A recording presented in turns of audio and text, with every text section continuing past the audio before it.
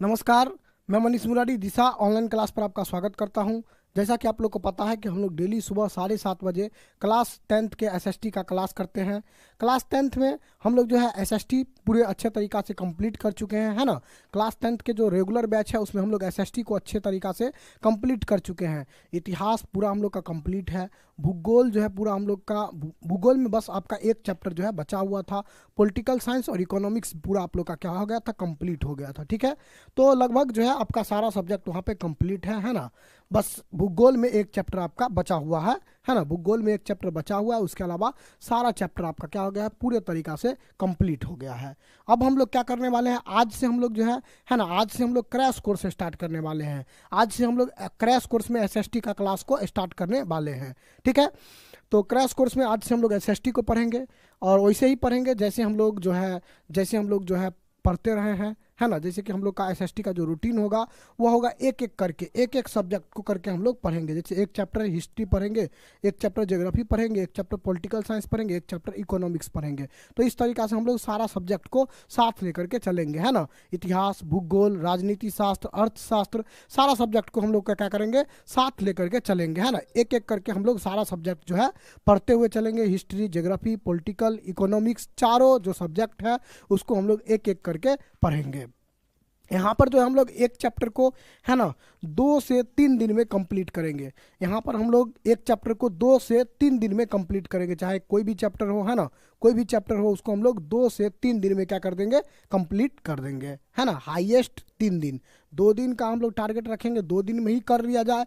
और लेकिन अगर 2 दिन में ना हो पाए तो हम लोग तीसरे दिन जरूर कर देंगे। ठीक है ना, ठीक है ना।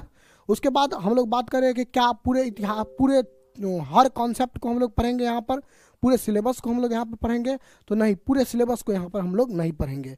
यहाँ पे हम लोग 50% सिलेबस को ही पढ़ेंगे। यहाँ पे हम लोग 50% सिलेबस को ही पढ़ेंगे, है ना, थ्योरी में। और उसके बाद जो आपका बचेगा वो हम लोग क्वेश्चन आंसर में कवर करेंगे, है ना। तो पढ़ेंगे लगभग पूरा ही। क्वेश्चन के लिए हम अगर कहें बात तो कहीं से भी क्वेश्चन आ जाता है। जैसे अगर हम लोग देखें 2018 में एसएसटी थोड़ा हार्ड आ गया था तो फिर अंदर अंदर से क्वेश्चन को निकाल के पूछ दिया गया था। तो पूरा पढ़ना जरूरी है, लेकिन यहाँ पे हम लोग पूरा पढ़ना जरूरी है तो फिर पूरा पढ़ना जरूरी है एक बार, है ना। तो हम आपको फुल नोट्स तो देंगे ही, एक बार उसको आप लोग जरूर पढ़ लीजिएगा। लेकिन यहाँ पर हम लोग जो है पूरा नहीं पढ़ करके 50% पढ़ेंगे। तो आप पूछेंगे कि सर 50% पढ़ेंगे तो फिर हमारा पूरा कैसे कवर होगा। तो एग्जाम में भी आपको 50% ही बनाना है।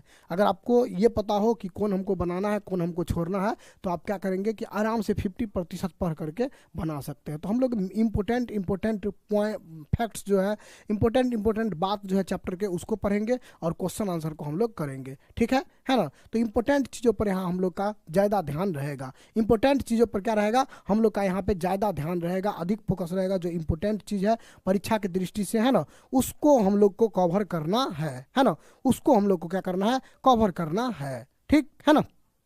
चलिए, तो आपको तीनों बात समझ में आ गया होगा, है ना। तीनों बात आपको समझ में आ गया होगा। हम लोग जो है क्या करने वाले हैं, तो एसएसटी का जो हम लोग का रूटीन होगा वह कैसे होगा, तो एक एक करके, है ना। एक चैप्टर हम लोग हिस्ट्री पढ़ेंगे, एक चैप्टर हम लोग क्या करेंगे, एक चैप्टर हम लोग, है ना, हिस्ट्री पढ़ेंगे, एक चैप्टर हम लोग जियोग्राफी पढ़ेंगे, है ना। और फिर एक चैप्टर हम लोग पॉलिटिकल पढ़ेंगे और एक चैप्टर हम लोग इकोनॉमिक्स करेंगे। तो इस तरीका से हम लोग एसएसटी को पढ़ेंगे, है ना। इस तरीका से हम लोग एक एक करके जो है एसएसटी को क्या करेंगे, पढ़ते चल जाएंगे। एक एक चैप्टर करके एसएसटी को पढ़ते चल जाएंगे। टोटल 30 चैप्टर है तो 60 दिन में हम लोग टारगेट रखेंगे इसको ख़त्म करने का, है ना। टोटल 30 चैप्टर है तो 60 दिन में हम लोग क्या करेंगे, इसको टारगेट रखेंगे कि 60 दिन के अंदर जो है हम लोग क्या कर दे, इसको कंप्लीट कर दे, है ना। ये हम लोग का टारगेट रहेगा। तो इस तरीका से हम लोग पढ़ेंगे एक एक करके, क्या करेंगे, 1 बाय 1 हिस्ट्री, ज्योग्राफी, फिर पॉलिटिकल, फिर इकोनॉमिक्स, एक एक करके सारा चैप्टर जो है रिवाइज करते चलेंगे। एक चैप्टर में कितना दिन लेंगे, तो एक चैप्टर में जो है 2 से 3 दिन, है ना। 2 से 3 दिन एक चैप्टर में लेंगे। एक क्लास में हम लोग उसका, है ना, उसका कॉन्सेप्ट पढ़ेंगे, जो एकदम कॉन्सेप्ट जरूरी है ताकि हम लोग उस पर आधारित क्वेश्चन आंसर को बना सके। तो एकदम इंपॉर्टेंट कॉन्सेप्ट को पढ़ेंगे, जो ज़्यादा इंपॉर्टेंट है वो पढ़ेंगे, है ना। और उसके बाद दूसरे क्लास में हम लोग क्या करेंगे, उसका ऑब्जेक्टिव और सब्जेक्टिव क्वेश्चन आंसर करेंगे, ठीक है ना। और उसके बाद अगर हम लोग बात करें, उसके बाद हम लोग बात करें 2 से 3 दिन में इसको हम लोग को क्या करना है, कंप्लीट भी करना है। और कितना पढ़ना है, तो हम लोग पढ़ेंगे 50% प्लस, 50 से 60% सिलेबस को पढ़ेंगे, है ना। 50 से 60% हम लोग सिलेबस को यहाँ पर क्या करेंगे, कवर करेंगे, है ना। बाद बाकी 50 से 60% पढ़ के ही आपका क्या हो जाएगा, पूरा क्वेश्चन बन जाएगा। क्यों, तो क्वेश्चन आपके एग्जाम में क्या आता है, क्वेश्चन आपके एग्जाम में 2 गुना आता है ना। क्वेश्चन आपके एग्जाम में 2 गुना आता है, तो इस आधार पर हम लोग का क्या हो जाएगा, पूरा क्वेश्चन आंसर बन जाएगा। इसे इंपॉर्टेंट टॉपिक जो है सारा हम लोग पढ़ेंगे, तो सारा क्वेश्चन आपका बन जाएगा, कुछ भी आपका नहीं छूटेगा। बस आपको क्या करना है ना, डेली बाय डेली कवर कर लेना है, डेली बाय डेली आपको क्या करना है, कवर कर लेना है, ठीक। और इसके बाद अगर नोट्स का हम लोग बात करें, तो नोट्स जो आपको हम दिए हुए हैं, नोट्स अभी आपको हम पॉलिटिकल का दे दिए हैं, और इकोनॉमिक्स का आज आपको मिल जाएगा। पॉलिटिकल का नोट्स आपको मिल चुका है, इकोनॉमिक्स का आज आपको मिल जाएगा। नोट्स में आपका सारा चीज़ है, फुल नोट्स है मेरा, उसमें आपको सारा चीज़ है, सारा टॉपिक कवर है, फिर उसका objective subjective question answer cover है, फिर क्वेश्चन बैंक का क्वेश्चन आंसर कवर है। तो हर चीज़ आपका नोट्स में क्या किया गया है, कवर किया गया है। तो नोट्स आपके लिए रामबाण होगा, है ना। ऐसा मतलब हम कहें कि अगर 90% क्वेश्चन हमारे नोट्स से आपको मिलेगा एग्जाम में, 90% क्वेश्चन जो है वो कहाँ से मिलने वाला है, नोट्स से मिलने वाला है। तो उस नोट्स को जरूर आप लोग पढ़िएगा, ठीक है ना। उस नोट्स में भी क्या इंपॉर्टेंट है, क्या इंपॉर्टेंट नहीं है, सबका चर्चा भी कर दिया गया। जैसे कौन क्वेश्चन इंपॉर्टेंट है, कौन क्वेश्चन इंपॉर्टेंट नहीं है, उसका वहाँ पे क्या लगा हुआ है, डेट बाय डेट मेंशन भी कर दिया गया कि कौन क्वेश्चन किस ईयर में पूछा गया है। तो इसलिए नोट्स आपके लिए रामबाण होगा। तो आप लोग जो पॉलिटिकल का नोट्स आपको मिल चुका है, तो उसको आप लोग जरूर पढ़िएगा, है ना। और इकोनॉमिक्स का आज मिल जाएगा, फिर इसी तरीका से एक एक करके हम सारा नोट्स आपको दे देंगे, सारा नोट्स आपको क्या कर देंगे, दे देंगे। और उसको आप अधिक से अच्छे से पढ़िएगा, है ना। और आपका वहाँ पे मतलब बहुत अच्छा वहाँ पे उसका फायदा आपको मिलने वाला है, ठीक, समझ गए। कोई दिक्कत नहीं यहाँ तक में, यहाँ तक में कोई दिक्कत नहीं ना। हाँ, हम आपको एसएसटी आपको पढ़ाएंगे। बहुत सारे नए बच्चे भी होंगे, बहुत सारे पुराने बच्चे भी होंगे। जो पुराने बच्चे होंगे उनका तो रिवीजन होगा, जो पुराने बच्चे होंगे वो सब कुछ पढ़े हुए हैं, सब कुछ लिखे हुए हैं, बस उनको क्या करना है, सुनना है, रिवाइज करना है ना। उनको बस सुनना है, रिवाइज करना है। हाँ, जो नए बच्चे हैं उनको अपना क्या करना है, पढ़ना है, और कम से कम क्वेश्चन आंसर लिखना है ना। कम से कम क्वेश्चन आंसर लिखना है, कोशिश करिएगा अगर जो हम पढ़ाएं वो भी लिख पाएँ, शॉर्ट नोट्स बना पाएँ तो ठीक है, और नहीं तो कम से कम क्वेश्चन आंसर आपको जरूर लिखना है डेली बाय डेली, ठीक है ना। डेली बाय डेली आपको क्वेश्चन आंसर जरूर लिखना है। जैसे अगर ऑब्जेक्टिव लिखना है तो सिर्फ क्वेश्चन और उसका जो मतलब क्वेश्चन लिखिए और उसका डायरेक्ट आंसर लिख देना ऑब्जेक्टिव में। और सब्जेक्टिव में तो पूरा क्वेश्चन आपको क्वेश्चन और आंसर दोनों लिखना पड़ेगा, क्वेश्चन और आंसर दोनों लिखना पड़ेगा, ठीक है ना। तो जो पुराने बच्चे हैं वो अपना आंसर राइटिंग पर अधिक से अधिक फोकस करेंगे। पुराने बच्चे क्या चीज़ पर फोकस करेंगे, है ना, आंसर राइटिंग पर। मतलब आपको क्या करना, अधिक से अधिक कोशिश करना है कि हम अपने से आंसर कैसे लिख पाए, है ना। जो पुराने बच्चे हैं उनको अब ज़्यादा फोकस कहाँ करना है, पूरा वो पढ़ चुके हैं। एक बार रिवीजन उनका होगा, है ना। वो क्या करेंगे, क्लास में रिवीजन करेंगे, और रिवीजन के करने के साथ उसको खुद से आंसर राइटिंग का प्रैक्टिस करना है कि खुद से हम आंसर कैसे लिख पाएंगे, है ना। खुद से हम आंसर कैसे लिखेंगे, है ना, इसके लिए आपको प्रैक्टिस करना है। जो नए बच्चे हैं, जो अभी तक हो सकता है एसएसटी को ना पढ़े हों, है ना, हो सकता है एसएसटी को नहीं पढ़े हों, या और कोई बात हो, तो उनको क्या करना है, थोड़ा सा हम जो पढ़ाएंगे उसको पढ़ना भी है, उसको तो पढ़ना भी है, उसको रिवीजन भी करना होगा उन बच्चों को, और आंसर राइटिंग भी सब कुछ साथ में करना होगा, ठीक है ना। लेकिन जो बच्चे पढ़ चुके हैं एक बार, चाहे ऑफलाइन में पढ़ चुके हैं या हमसे पढ़ चुके हैं, तो उनको बस क्या करना है, रिवीजन करके और आंसर राइटिंग पर फोकस करना है कि हमको किस तरीक़ा से आंसर लिखेंगे, जब प्रश्न आएगा तो किस तरीक़ा से उत्तर को लिखा जाएगा, इस पर अधिक से अधिक क्या करना है, फोकस करना है, ठीक है। चलिए तो स्टार्ट करते हैं हम लोग क्लास को। देखते हैं चैप्टर नंबर 1 से, है ना। चैप्टर नंबर 1 से हम लोग देखते हैं, ठीक है।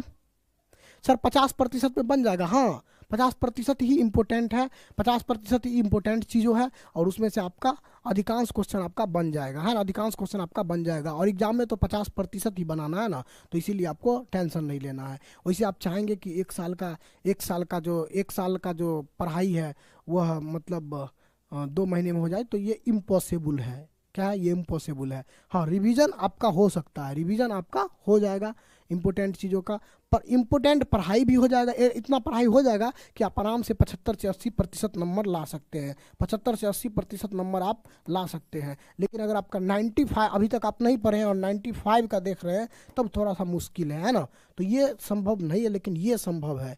75 से 80% आपका संभव है, ठीक है, आराम से। बस जितना पढ़ाई होगा उतना। हाँ, और एक कॉपी रख लीजिएगा जरूर, हर सब्जेक्ट का एक कॉपी रख लीजिएगा, है ना। कॉपी आपको सब लोगों को एक कॉपी रख लेना, और उस कॉपी में जो है चीज़ों को लिखना है ना। उस कॉपी में चीज़ों को लिखना है ना, ठीक है। और चलते हैं हम लोग, फिर क्वेश्चन आंसर जब आएगा तो फिर और चीज़ों को हम लोग बात करेंगे कल के क्लास में, क्वेश्चन आंसर के बारे में, कि क्वेश्चन आंसर को लिखने के बारे में। आज हम लोग जो है टॉपिक पे चर्चा करते हैं, टॉपिक को हम लोग पढ़ते हैं, इंपॉर्टेंट टॉपिक को हम लोग स्टार्ट करते हैं और पढ़ते हैं, ठीक है। चैप्टर का आपका नाम है यूरोप में राष्ट्रवाद। चैप्टर का नाम क्या है, हम लोग पढ़ने वाले हैं बिहार बोर्ड मैट्रिक, अच्छा बिहार बोर्ड इंटर लिखा गया, बिहार बोर्ड यहाँ पर क्या आ जाएगा, मैट्रिक, है ना, 2025। बिहार बोर्ड मैट्रिक 2025 के लिए हम लोग क्या पढ़ने वाले हैं, क्रैश कोर्स कर रहे हैं। बिहार बोर्ड मैट्रिक 2025 के लिए क्रैश कोर्स कर रहे हैं। क्या चीज़ का, इतिहास का, है ना। इतिहास का हम लोग क्रैश कोर्स कर रहे हैं, और चैप्टर का नाम है यूरोप में राष्ट्रवाद। तो पहला चैप्टर है आपका यूरोप में राष्ट्रवाद, है ना। यूरोप में राष्ट्रवाद के बारे में हम लोग जानते हैं, चैप्टर के बारे में। चैप्टर का नाम है आपका यूरोप में राष्ट्रवाद, है ना। यूरोप में राष्ट्रवाद आपका चैप्टर का नाम है। आप लोग को पता है कि यूरोप जो है एक क्या है, महादेश है। यूरोप क्या है, एक, यूरोप जो आपका है ये क्या है, एक महादेश है ना। यूरोप आपका एक महादेश है। यूरोप क्या है, यूरोप एक महादेश है। यूरोप में राष्ट्रवाद चैप्टर का नाम है। यहाँ पर यूरोप क्या है, एक महादेश है, और इसके अंदर बहुत सारे देश है ना। एक महादेश के अंदर क्या होता है, बहुत सारे देश होता है। जैसे हम लोग एशिया महादेश में रहते हैं, है ना, तो भारत हो गया, पाकिस्तान हो गया, ये सब कहाँ है, एशिया महादेश के अंतर्गत आता है। इसी तरीका से यूरोप भी क्या है, एक महादेश है। यूरोप क्या है, पूछा जाए यूरोप क्या है, एक राज्य है, एक देश है या महादेश है, तो आपको बताना है यूरोप एक महादेश है। और यूरोप महादेश के अंदर बहुत सारे देश आते हैं। यूरोप महादेश के अंदर बहुत सारे देश आते हैं, जिसके बारे में आज हम लोग पढ़ने वाले हैं। जैसे आपका फ्रांस हो गया, ये कहाँ है, यूरोप में ही है ना। उसके बाद अगर हम लोग बात करें इटली हो गया, ये कहाँ है, आपका यूरोप में ही है ना। अगर आपका बात करें जर्मनी हो गया, ये कहाँ है, जर्मनी आपका यूरोप में ही है ना। उसके बाद यूनान हो गया, यूनान आपका है, ये कहाँ है, यूरोप में ही है। यूनान आपका कहाँ है, यूरोप में ही है ना। उसी तरीक़ा से पोलैंड है, बोहेमिया है ना। पोलैंड है, बोहेमिया है, ये सब कहाँ है, यूरोप महादेश के अंतर्गत आता है। और ये सारा देश के बारे में हम लोग को इस चैप्टर में ही पढ़ना है ना। ये सारे देश जो हैं, फ्रांस, इटली, जर्मनी, यूनान, इन सारों देश के बारे में हम लोग को इसी चैप्टर में क्या करना है, पढ़ना है, एक एक करके, ठीक है। और हम लोग देखने वाले हैं यूरोप के बारे में, तो पढ़ने ही वाले हैं यूरोप महादेश के बारे में।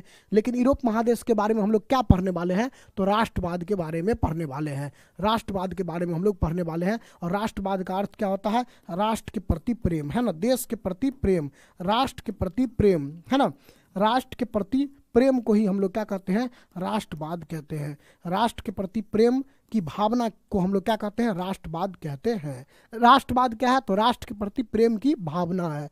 राष्ट्रवाद क्या है, तो राष्ट्र के प्रति प्रेम की क्या है, भावना। राष्ट्रवाद कोई चीज नहीं है, कोई वस्तु नहीं है। राष्ट्रवाद क्या है, एक फीलिंग है। राष्ट्रवाद क्या है, एक फीलिंग है। क्या, कैसा फीलिंग है, तो देश के प्रति आपके मन में प्यार उमड़ेगा, इसी को हम लोग क्या कहते हैं, राष्ट्रवाद कहते हैं। तो देश के प्रति, है ना, राष्ट्र के प्रति प्रेम की भावना जो है वही क्या है, राष्ट्रवाद है ना। राष्ट्र के प्रति प्रेम जो है वही क्या है, राष्ट्रवाद है, ठीक। तो ये बात आपको क्या करना है, ध्यान रखना है कि राष्ट्र के प्रति प्रेम की भावना, है ना, राष्ट्र के प्रति प्रेम की भावना क्या कहलाता है, राष्ट्रवाद कहलाता है। राष्ट्रवाद एक फीलिंग है, इसमें क्या होता है, राष्ट्र के प्रति प्रेम का भावना उत्पन्न होता है। ये कैसे उत्पन्न होता है, राष्ट्र के प्रति प्रेम की भावना, है ना, जब कोई विकट परिस्थिति आता है, जब कोई देश पर कोई समस्या आता है, तो लोगों को राष्ट्र के प्रति प्रेम उभरने लगता है। जैसे अभी भारत देश है, अगर भारत और पाकिस्तान में देखते हैं हम लोग, मैच होता है, तो हम लोग को क्या हो जाता है, भारत के प्रति प्रेम का भावना उभर जाता है। अगर युद्ध हो भारत का किसी देश के साथ, तो हम लोग भारत के प्रति हम लोग के मन में क्या आ जाएगा, ऑटोमेटिक प्रेम का भावना उभर जाएगा, है ना। ऐसा होता है ना, ऐसा होता है कि नहीं होता है। अगर आपके भाई को कोई पीट दे, तो आपको अपने भाई के प्रति प्रेम का भावना उभर जाता है ना। तो वही चीज़ यहाँ पर होता है। अगर देश पर कोई खतरा आता है, तो लोगों के मन में देश के प्रति प्रेम का भावना उत्पन्न हो जाता है ना। लोगों के मन में क्या हो जाता है, देश के प्रति प्रेम का भावना उत्पन्न हो जाता है। तो यहाँ हम लोग देखेंगे कि कैसे फ्रांस जो है, फ्रांस में है ना, फ्रांस आज़ाद होने के लिए जो है यहाँ के लोगों में, फ्रांस को आज़ाद करने के लिए यहाँ के लोगों में देश के प्रति प्रेम की भावना आया। इटली को एकीकरण करने के लिए जो है देश के प्रति प्रेम की भावना आया, है ना। जर्मनी को एकीकरण करने के लिए जो है क्या आया, देश के प्रति प्रेम की भावना आया। उसके बाद यूनान को है ना आज़ाद कराने के लिए देश के प्रति प्रेम की भावना आया। इस चीज़ को हम लोग को इस चैप्टर में समझना है, इसी चीज़ को हम लोग को इस चैप्टर में क्या करना है, समझना है। जैसे भारत अपना देश है, तो इसको जब आज़ाद करवाया जा रहा था, है ना, महात्मा गांधी के द्वारा भारत छोड़ो आंदोलन 1942 में हुआ, तो उस समय लोगों के मन में, मतलब लोगों के दिल में क्या था, देश के प्रति प्रेम का भावना था कि करो या मरो, देश के लिए या तो हम लोग को क्या करना है, देश को आज़ाद कराना, नहीं तो मर जाना। इस तरीका से बात आ गया था। तो उसी तरीका से यहाँ पर भी ये लोग जो है आज़ाद कराने के लिए किए। तो इसके बारे में हम लोग एक एक करके समझेंगे और पढ़ेंगे, ठीक है ना। चले हम लोग टॉपिक पे चलते हैं, डायरेक्ट हम लोग टॉपिक पे और देखते हैं, है ना। यही बात है, यूरोप के बारे में आपको बताया गया कि यूरोप क्या है, एक महादेश है। यूरोप क्या है, एक महादेश है। और यूरोप महादेश में जो आपका इटली जर्मनी, ऑस्ट्रिया, यूनान, पोलैंड, बोहेमिया, पर्सा, ये सब जो देश है, ये सब जो है कहाँ आते हैं, यूरोप महादेश के अंतर्गत ही आते हैं, है ना। ये सब जो है कहाँ आता है, यूरोप महादेश के अंतर्गत ही ये सब आता है, ठीक है ना। अब हम लोग राष्ट्रवाद को भी समझ लिए हैं। राष्ट्रवाद हम लोग क्या कहेंगे, तो राष्ट्र के प्रति प्रेम की भावना, राष्ट्र के प्रति प्रेम की भावना को ही हम लोग क्या कहते हैं, राष्ट्रवाद कहते हैं, ठीक। बुक में जो इसका परिभाषा दिया है वो क्या है, इसको भी हम लोग देख लेते हैं, है ना। बुक के परिभाषा को भी हम लोग देख लेते हैं। बुक में दिया है कि राष्ट्रवाद एक ऐसी भावना है, राष्ट्रवाद क्या है, एक फीलिंग है, राष्ट्रवाद क्या है, एक भावना है, जो किसी भौगोलिक, सांस्कृतिक या सामाजिक परिवेश में, जो किसी भौगोलिक, सांस्कृतिक या सामाजिक परिवेश में, मतलब किसी भौगोलिक क्षेत्र में, किसी सांस्कृतिक क्षेत्र में, किसी सामाजिक परिवेश में, या इतना की जगह आप लिख सकते हैं किसी देश में रहने वाले लोगों में एकता का वाहक बनती है। रहने वाले लोगों में क्या बनती है, एकता का वाहक बनती है। तो राष्ट्रवाद का मतलब क्या है, एक हो जाना। राष्ट्रवाद का मतलब कहीं ना कहीं है एकीकरण। राष्ट्रवाद का मतलब क्या है, एकीकरण, एक हो जाना, है ना। यानी देश के प्रति जब प्रेम का भावना जगता है तो लोग क्या हो जाते हैं, एक हो जाते हैं, है ना। राष्ट्रवाद का ही मतलब क्या हो गया, एकीकरण, है ना, एक हो जाना, एक हो जाना। राष्ट्रवाद का मतलब ही क्या है, एक होना, है ना, एक होना।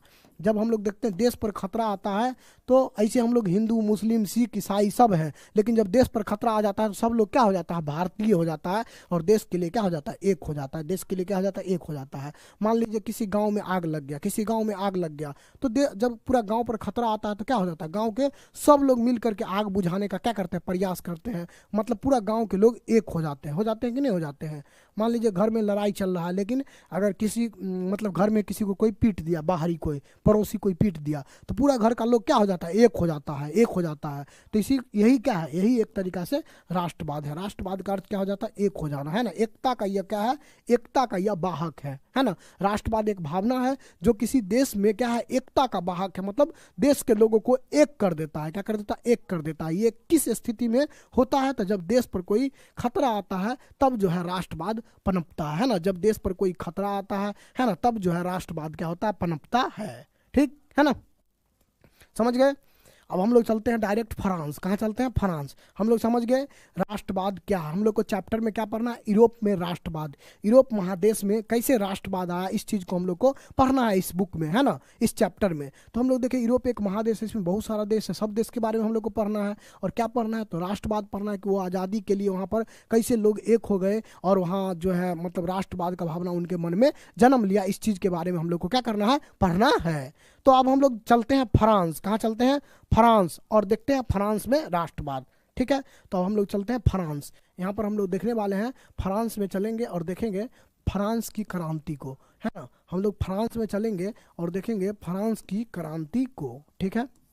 चलिए, तो फ्रांस में जो है क्रांति करता है जनता। क्यों, तो जब जनता जो है सरकार से असंतुष्ट नहीं रहता है ना, जब जनता क्या होता है, सरकार से असंतुष्ट नहीं रहता है, तब वहाँ का जनता क्या करता है, क्रांति करता है। तो फ्रांस में क्या होता है, क्रांति होता है। फ्रांस में क्या होता है, क्रांति होता है। कब कब फ्रांस में क्रांति होता है, पहला क्रांति होता है 1789 ईस्वी में, दूसरा क्रांति कब होता है, 1830 ईस्वी में होता है, और तीसरा क्रांति कब होता है, 1848 ईस्वी में होता है। तो फ्रांस में ये तीन क्रांति होता है, 1789 ईस्वी में, 1830 ईस्वी में, और 1848 ईस्वी में, है ना। 1789 ईस्वी में, 1830 ईस्वी में, और 1848 ईस्वी में। लेकिन अगर आपके एग्जाम में पूछा जाए फ्रांस में क्रांति कब हुआ, है ना, वहाँ पर अगर ये सब ऑप्शन ना रहे तो ये मतलब ये ऑप्शन सिर्फ आपको दिखेगा, तो यही आपका आंसर लगेगा 1789। लेकिन फ्रांस में 3 क्रांति हुआ था। 1789 में भी क्रांति हुआ था, 1830 में भी क्रांति हुआ था और 1848 में भी क्रांति हुआ था।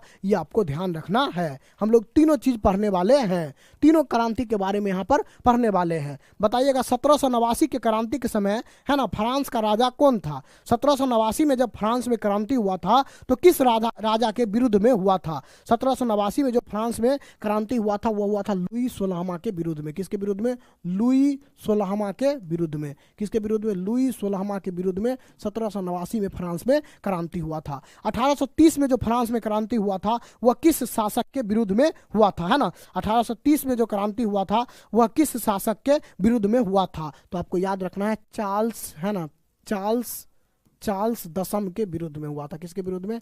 चार्ल्स दशम के विरुद्ध में हुआ था, है ना। चार्ल्स दशम के विरुद्ध में 1830 का क्रांति हुआ था। और 1848 का क्रांति जो हुआ था वह किस राजा के विरुद्ध में हुआ था? तो लुई फिलिप के विरुद्ध में हुआ था। किसके विरुद्ध में?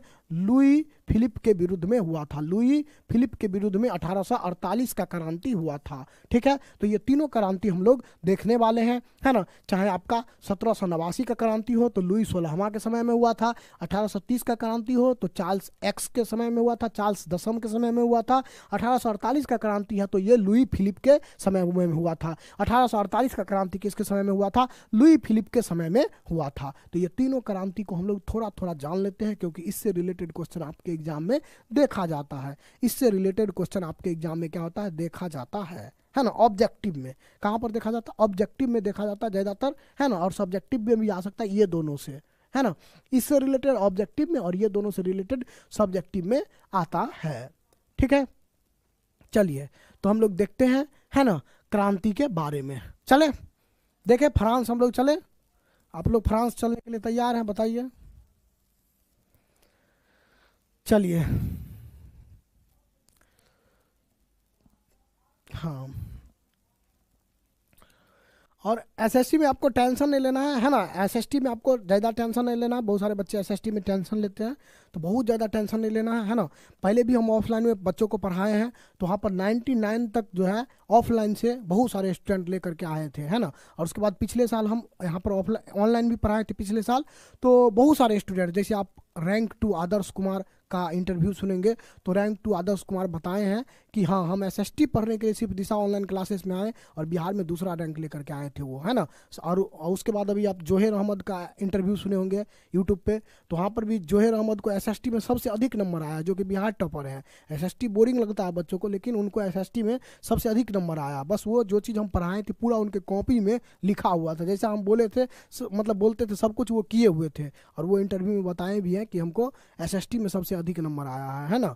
तो इस तरीक़ा से मतलब आप इंटरव्यू सुन सकते हैं जाकर के, यूट्यूब पे रखा हुआ है। दो स्टूडेंट का तो डायरेक्टली बताया कि एसएसटी के लिए स्पेशल, है ना। उसके अलावा और सब स्टूडेंट भी एसएसटी यहाँ से पढ़े थे, तो इसीलिए आपको टेंशन जो है इसमें लेना नहीं है। आराम से आपको क्या करना है? पढ़ना है। ठीक है ना। चले, इसके लिए टेंशन नहीं लेना। हम मतलब आप पढ़ेंगे तो आराम से अच्छा नंबर आएगा ही आएगा। ठीक, चले चलते हम लोग देखते हैं एक एक करके सारे क्रांति के बारे में। हम लोग पढ़ते हैं 1789 के क्रांति के कारण। 1789 में क्रांति क्यों हुआ होगा? जो फ्रांस था वहाँ पर 1789 में क्रांति क्यों हुआ होगा? तो कोई भी क्रांति कब होता है? कोई भी क्रांति कब होता है? तो कोई भी क्रांति तभी होता है जब क्या होता है ना, जब क्या होता है ना कि वहाँ का राजा अच्छा नहीं होता है। तो 1789 में क्रांति हुआ, इसका मतलब वहाँ का राजा अच्छा नहीं था, वहाँ का राजा अच्छा काम नहीं कर रहा था। इसी वजह से 1789 में क्या हुआ होगा? क्रांति हुआ होगा, है ना। तो बस आपको यह ध्यान रखना है कि 1789 के क्रांति के कारण, 1789 के क्रांति के कारण क्या था? तो फ्रांस का राजा लुई 16वां निरंकुश शासक था। कैसा शासक था? निरंकुश शासक था। 1789 के क्रांति के समय जो फ्रांस का राजा था, है ना, लुई 16वां, वो क्या था? निरंकुश था। निरंकुश मतलब उसको वो अपने आप पर अंकुश नहीं रखा हुआ था, मतलब कोई भी चीज पर अंकुश नहीं था। जो मन सो किया, है ना, कोई काम को अच्छे से नहीं करता था, फिजूल खर्ची था। क्या था? फिजूल खर्ची था, बिना मतलब का खर्च करते रहता था, है ना। और जनता के सुख दुख से उसको कोई लेना देना नहीं था। इसकी जो पत्नी थी, है ना, ये इसकी जो पत्नी थी वो भी राजकाज में हस्तक्षेप करती थी, और वो भी बहुत ज़्यादा फिजूल खर्ची थी। तो इस तरीक़ा से इसको जनता से कोई लेना देना नहीं था, है ना। इस वजह से जो है जनता इसके खिलाफ क्या कर दिया? क्रांति कर दिया, लुई सोलहवां के खिलाफ, ठीक है ना। फ्रांस के लोगों पर टैक्स का बोझ अधिक हो गया था। अब क्या कर दिया? लुई जो 16वां है वो फ्रांस के लोगों पर टैक्स लगा दिया था। क्या लगा दिया था? फ्रांस के लोगों पर टैक्स लगा दिया था। फ्रांस का जो समाज है वो 3 भागों में बटा हुआ था, है ना, पादरी, कुलीन और एक आम वर्ग, आम लोग। तो उसमें से क्या कर दिया, जो मतलब प्रथम वर्ग के लोग, द्वितीय वर्ग के लोग और तृतीय वर्ग के लोग, जो सबसे निचले वर्ग के लोग थे उन्हीं पर टैक्स लगाया था, और ऊपर वाला दोनों वर्ग पर टैक्स नहीं लगाया था। तो जो सबसे आम लोग जो थे वो लोग क्या कर दिए? आंदोलन कर दिए राजा के खिलाफ। टैक्स का बोझ अधिक हो गया था, और इसके कारण जो है ना 1789 का क्रांति हुआ, है ना, 1789 का क्रांति हुआ, ठीक है। तो ये आपको ध्यान रखना है, 1789 के क्रांति का कारण तो ये पूछा नहीं जाता है, लेकिन आपको ध्यान रखना है कि 1789 के क्रांति के समय लुई 16वां क्या थे? राजा थे। लुई 16वां राजा थे। और क्रांति क्यों हुआ था? तो लुई 16वां एक निरंकुश शासक था, है ना, और टैक्स का बोझ जनता पर अधिक हो गया था। इसी वजह से क्या हुआ था? क्रांति हुआ था, 1789 का क्रांति, ठीक है ना। समझ गए? ये आपको पूछा नहीं जाएगा, लेकिन इसके बारे में ऑब्जेक्टिव पूछा जाएगा, ठीक है। नेक्स्ट आपका है 1789 के फ्रांसीसी क्रांति का परिणाम। अब जब क्रांति होता है तो क्या होता है? जनता क्या करती है? जो राजा है उसको हटा देती है गद्दी से, है ना, जो राजा है उसको गद्दी से हटा देती है। तो यहाँ पर जो 1789 में क्रांति हुआ, इसके बाद इसका परिणाम क्या हुआ? इसका परिणाम क्या हुआ? तो लुई 16वां का राजशाही का अंत हो गया। लुई 16वां के राजशाही का क्या हो गया? अंत हो गया, है ना। जनतंत्र का स्थापना हुआ। इसके बाद एक तरीका से हम कह सकते हैं कि 1789 की क्रांति के बाद यहाँ पर जनतंत्र का जो है क्या हो गया? स्थापना हो गया था। कहां पर? फ्रांस में, ठीक है ना। और बाद में जाकर के हम लोग देखते हैं जो लुई 16वां राजा था, है ना, उसको क्या कर दिया गया? 1793 में फांसी दे दिया गया। ये क्वेश्चन इस बार पूछा गया था एग्जाम में। लुई 16वां को 1700 कब फांसी दे दिया गया? तो लुई 16वां को 1793 में क्या कर दिया गया? फांसी दे दिया गया। तो ये बात को भी आपको ध्यान रखना है कि लुई 16वां 1789 की क्रांति के समय राजा कौन थे? तो लुई 16वां थे, है ना। और लुई 16वां को तो गद्दी से उतार ही दिया गया, और बाद में उसको क्या कर दिया गया? फांसी दे दिया गया। कब फांसी का सजा दिया गया लुई 16वां को? 1793 में। कब? 1793 में। तो ये दोनों बात आपको इंपॉर्टेंट है, दोनों बात आपको ऑब्जेक्टिव के लिए याद रखना है ना। लुई 1789 के क्रांति के समय, है ना, लुई 16वां क्या थे? तो लुई 16वां के बारे में आपको 2 बात याद रखना है। एक क्या? तो 1789 की क्रांति के समय ये क्या थे? है ना, शासक थे। कहाँ के? फ्रांस के। और दूसरा 1793 में इनको क्या दे दिया गया? फांसी दे दिया गया। 1793 में इनको फांसी दे दिया गया। ये दोनों क्वेश्चन आपको ऑब्जेक्टिव में पूछा जाता है ना। ये दोनों क्वेश्चन आपको ऑब्जेक्टिव में पूछा जाता है, तो ये दोनों क्वेश्चन आपको ध्यान रखना है, ठीक है ना। चले, तो ये जो है हम ऐड कर दिए हैं। जो भी चीज़ नया अपडेट हुआ है वो सारा चीज़ आपके क्वेश्चन इसमें नोट्स में आपका ऐड हो गया है ना। जैसे कि देखिए ये क्वेश्चन, लुई 16वां को कब फांसी दिया गया? तो 1793 में, है ना। तो ये क्वेश्चन पूछा तो हम इसको ऐड कर दिए, अपडेट कर दिए पूरा नोट्स को। ऐसा नहीं है कि जो सदियों से नोट्स चलते आ रहा है वही नोट्स आपको हम हर क्लास में दे रहे हैं, ऐसा नहीं। जब भी आप हमसे पढ़ेंगे तो आपको देखेंगे नोट्स में अपडेट मिलेगा। जैसे पिछले साल का नोट्स में क्या था? क्वेश्चन बैंक नहीं था। इस साल का जो नोट्स हम लेके आ रहे हैं उसमें क्या है? 2024 तक का हर एक क्वेश्चन बैंक को अपडेट कर दिया गया है। 2024 तक का हर एक क्वेश्चन बैंक को अपने भाषा में लिख करके वहां अपडेट कर दिए हैं। फिर अगर अभी आप क्रैश कोर्स में पढ़ेंगे तो देखेंगे बहुत सारा ऐसा प्रश्न जो एग्जाम में पूछा गया था तो वो यहाँ पर नोट्स में क्या कर दिया गया? अपडेट कर दिया गया है, ठीक है। तो इस तरीका से आपको कोई भी दिक्कत नहीं होगा। चले आगे हम लोग अब देखते हैं। इसके बाद जो है जब लुई 16वां यहाँ पर ख़त्म हो जाता है तो कौन आता है? नेपोलियन। कौन आ जाता है? नेपोलियन। और नेपोलियन यहाँ पर मतलब शासन करना स्टार्ट करता है। तो नेपोलियन पहले ऐसे ही शासन करता है, लेकिन बाद में यहाँ पर नेपोलियन शासक बन जाता है, राजा बन जाता है। कब? है ना। तो राजा बन जाता है 1804 ईस्वी में। तो थोड़ा सा हम लोग नेपोलियन के बारे में क्या कर लेते हैं? जान लेते हैं, है ना। इसके बाद थोड़ा सा हम लोग क्या करते हैं? नेपोलियन के बारे में जो है जान लेते हैं, ठीक है।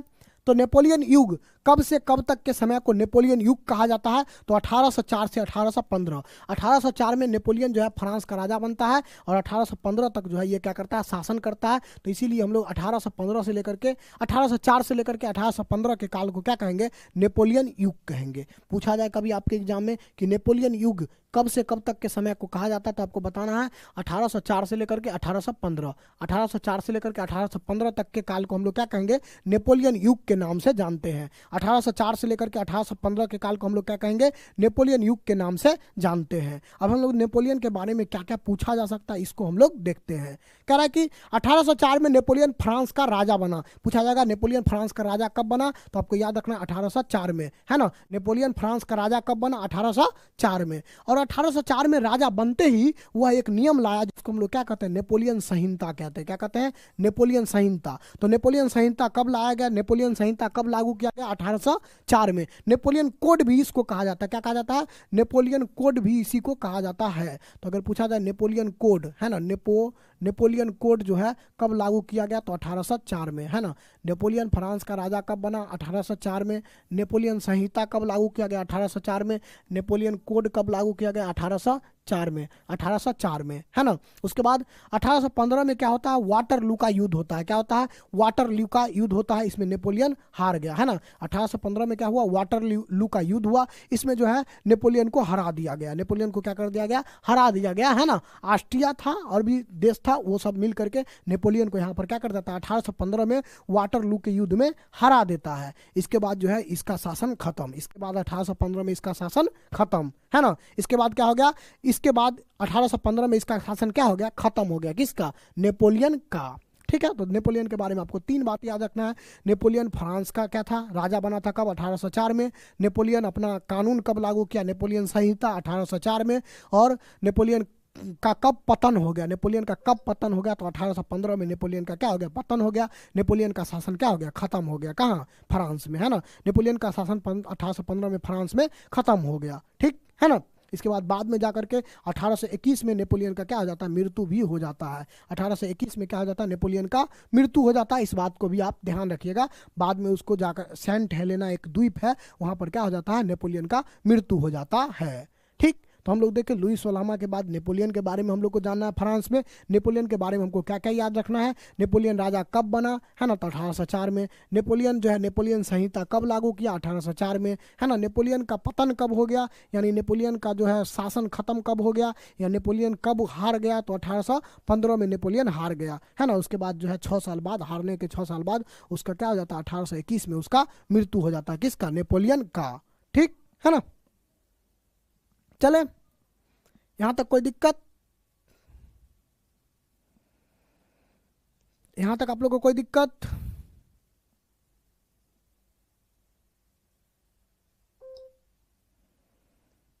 चलिए सर, एसएसटी में 98% ला सकते हैं, बिल्कुल ला सकते हैं। प्रयास करिए पूरा तो आराम से ला सकते हैं आप। सर 200 वीडियो में आप क्लास लिए, हम कैसे उसको कवर करें, है ना। 200 वीडियो में आप हम क्लास लिए हैं, कैसे उसको हम लोग कवर करें।